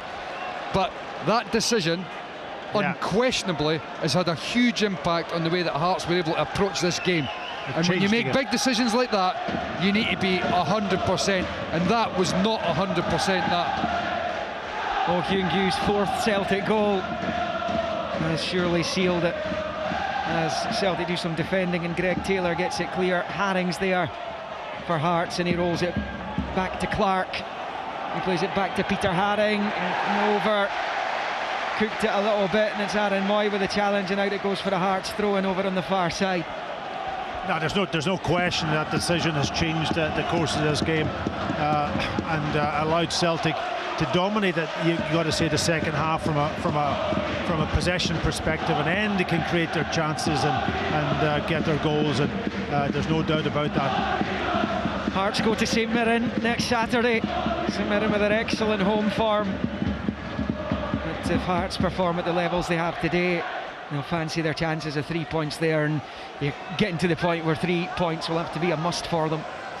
But you've got to say the hard work for Celtic though is not in this game, it's over the season, and that's why they're crowned champions. That's why they're in a position so far ahead at this stage of the season, and they can celebrate today. It's going to be one league defeat in 67. That is phenomenal. There is no question that Celtic are the best team in the country. They deserve to be the champions. But the challenge for the likes of Hearts is to be able to go toe-to-toe in a game. Haksabanovic, he shoots, and it's a comfortable take for Clark. This time, suddenly, it's all Celtic. 2-0 they lead. And that's what was happening here in this first half. Hearts were going after Celtic. And that's what makes it an enjoyable game to watch. And it's spoiled by officials. Keep going back to it, but they've spoiled the game. Because even if it was Celtic to go and win the game, there's a way to lose the game, like the 4-3 was. And Hearts were playing that way. And they had 11 men on the park, and they kept playing like they did in the first half, and they still lost the game. As disappointing as that would be, there wouldn't be that bitter feeling that is inevitably going to come off the back of this. Yeah, they're unbeaten in the last 26 since losing at Real Madrid in their final Champions League match. As Celtic come through with Abada, Haksabanovic with a foul, and James Hill at the edge of the Hearts box. And that's going to be a free kick to the home team as we move in towards the final 5 minutes. Let's get news of a Celtic change, Brian. Yeah, I think this will be the final one, the final Celtic one anyway of the afternoon. Tomoki Iwata's coming on. He'll be replacing number 41 Rio Hitati for the final 5 minutes. Second half will be underway at Ibrox. Rangers 0, Aberdeen 0. Coverage of that at BBC Radio Scotland. Medium wave extra on digital, online, bbc.co.uk/Sport Scotland. Just about done here. There will be the reaction, of course, here from the Celtic camp.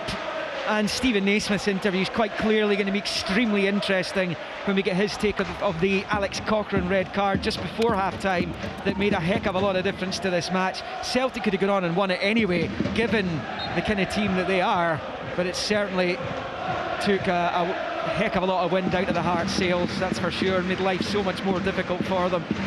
Celtic have done the business, and we will hear what Ange Postecoglou and his players have to say as they are crowned champions with just over 4 minutes to play of the 90. They lead 2-0, Kyogo and O with the goals, and it's a Celtic throwing down by the corner flag over on the far side. Yeah, there was a period in this game where Hearts were under ascendancy, and that's when they really have got to score their goal, and they didn't do it at that point. And yes, you can play well, put Celtic under pressure, but you need to capitalise also, and they weren't capable of doing it at a critical. I can't remember Joe Hart making any really huge saves, Michael. No, not that I can remember. Here's Moy for Haksabanovic on this near side. And he manages to shift it from the left to the right of the circle for Ralston. Difficult closing stage this for the Hearts fans who have stayed to watch it. Kingsley puts the challenge in on the far side, and the pass there from Iwata's blocked by Shanklin, and out it goes for the throw-in on the far side to Celtic as the seconds tick down towards their coronation as champions yet again of the SPFL Premiership. It is Celtic with Iwata looking to try and dig it into Abada, and his pass goes behind for the goal kick. Certainly, Michael, plenty for Stephen Naismith to hang his hat on going into the final 4 matches of the season, because this is far from done. They'll hope that Rangers emerge victorious in that game against Aberdeen, which is the second half's not long underway at Ibrox, but ahead of that St Mirren game next week, which is crucial to them, he'll just want more of the same. Yeah, absolutely. They need to maintain those performance levels if they've got any hope of being able to put themselves in a position that if Aberdeen slip up, that they're capable of closing that gap. But yeah, I mean, look, the performance level in the first half there's a lot to be positive about. Yeah, because the game after that St Mirren visit is Aberdeen here in Edinburgh. Very different Aberdeen side, but the last time the Dons were here they lost 5-0. They've not got a good record at Tynecastle. Hearts will aim to be within striking distance of the Dons by the time they come here. Aberdeen at home to Hibs next weekend. As Taylor picks up on the halfway line, it's a big switch of play out to Liel Abada. We're into the final 2. of the 90. Kyrol's header. Oh, Kyogo goes after it. Haring challenging. Oh, couldn't quite get the break of the ball as he was looking for his second and the Celtic's third, as it's knocked out of play for a Hearts ball on the far side, and play will stop because O's taking a bang to the back of the head. Back of the head and lower back also. He was obviously surrounded by 2 or 3 players, Hearts players there, and they weren't going to allow him to get an easy strike on goal. Yeah, but Celtic are in a dominant position now at the moment. They don't have to do much more, just keep the ball and pass it around. Extra player, 2 goals up. The championship's in the bag, and that's probably their main focus, and that's what they came for. Yeah, and I mean, even if Rangers had managed to find more consistent form, Packy, this Celtic team would have been extremely difficult to live with anyway. Yeah, I think so, and I said they haven't played that well over the last number of weeks, Celtic. They haven't passed the ball in the way that we know. They've given the ball, even today, when under pressure, they give the ball away, kind of silly decision-making moments. And that'll be something that they will analyse and look back at, and hopefully Ange Postecoglou will, maybe not just now, but certainly in the next couple of weeks, he'll see how the players are going to react. Will they keep it going now, or will they just drop off their intensity? And if they don't play with that intensity on the ball and off the ball, then they become again an average team, and that's what's made them such a good team to watch. Yeah, here's Moy, back heel for Ralston. It's deflected, and that'll come all the way through to Xander Clark. 3 minutes of injury time, I understand, are going to be bolted on to the end of this one. About 10 seconds minutes left, plus 3 minutes, and then the Celtic party will begin. And Xander Clark dumps the ball long. Underneath it's Kobayashi, heads it out to this near side for Taylor, and his ball goes out for a Hearts throw-in on the near side. So those 3 minutes now of injury time are underway. 0-0 it remains in the early stages of the second half between Rangers and Aberdeen. Only Feyenoord, Manchester City and Copenhagen are in better winning form than Aberdeen ahead of their match at Ibrox today, coming into this weekend. As that goes out of play from Iwata for a Hearts throw-in on this near side. So yeah, 0-0 coverage on BBC Radio Scotland, medium wave, extra, and on digital. bbc.co.uk/Sport Scotland as well. All the action at Ibrox. We'll mop up the reaction here, and it's going to be celebratory reaction from Celtic, the undisputable kings of Scottish football. Over the vast majority of the last decade or so, they have been sitting on that throne. As it breaks the Kyrolls in the centre circle, and now it's Kingsley. Back the way to Rolls, and out to Kingsley on that far side. Down the line it goes. It's a poor pass being given away, and now it's an opportunity for Celtic. Grant gave it away, and Abada driving forward. It's now with Aaron Moy. Slips it out wide left here for Haksabanovic. Little ball into the left-hand side of the box for Taylor. He's at the byline. Sibic's challenge. The champions looking to finish with a flourish here. Haksabanovic in possession. Little step over, up against Hill. Back to Taylor. Taylor, disguised ball, Moy, left-hand side. It's a chip, it's away there by Xander Clark. Going to slap the ball away with his right hand there. He was almost up too early. He was up too early, actually, and it was one of them where he just has to get his hand to it. It's cleared by Shankland. Long clearance all the way into the Celtic half. The Hearts will have to dust themselves down. We'll wait and see if they'll appeal against the red card shown to Alex Cochrane just before half-time. It's a bank holiday tomorrow, so Tuesday will be the day if an appeal will be lodged against that, as Haksabanovic picks up at the left angle of the box. Lovely drop of the shoulder, looks up, left foot cross ball, headed away by Kingsley. Callum McGregor's onto it now. Short to Ralston, looking for Abada, cut out by George Grant. Now it's with Iwata under pressure from Haring. He's managed to find Ralston, who crosses in, headed away by Rolls, picked up by McGregor. It's Abada jinking into the penalty area. Kai Rolls sticking with him. Abada pulls it back onto the left. Rolls sticks with him, no good defending. Haring has it, but I make it the final 5 seconds here. Nick Walsh will be blowing his whistle any second now. He's had a look at his watch, and that sound means Celtic are champions again. Once more, the green and white part of Glasgow sits on top of the world of Scottish football. A position they have assumed for most of the last 12 seasons. An 11th title out of those 12 campaigns is Parkhead bound. They were not at their best today. This wasn't a vintage Celtic performance by any stretch of the imagination. But it didn't matter in the end. The Hearts players, some of them slumped on the turf, gave so much to this match. They were outstanding in that first half. By far the better team. But Joe Hart was barely tested, and they have been made to pay big time for that. Alex Cochrane ordered off after initially receiving a yellow from Nick Walsh. Willie Collin, the VAR, ordered a review, and Walsh upgraded the yellow to red, and Hearts were down to 10, and you kind of sensed what was going to happen after that. 67 minutes on the clock when Kyogo Furuhashi netted his 30th goal of the season. It was one of his main targets for the campaign. He's down there celebrating with his teammates, with Oh Hyun-gyu icing the cake for the champions as he knocked home his 4th Celtic goal to absolutely seal it today. Hearts will dust themselves down ahead of that game at St Mirren next week. But from now on here at Tynecastle, it's going to be about the 1,200 or so Celtic supporters celebrating title number 53.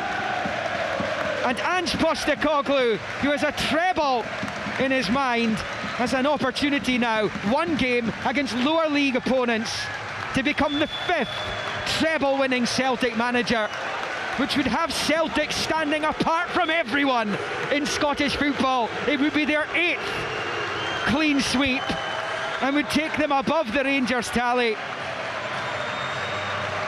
And the Aussie, who lost his first domestic match in this very arena, celebrates his 2nd title as Celtic manager, as Callum McGregor leads the celebrations with the Celtic supporters down below us, including Cameron Carter-Vickers on crutches.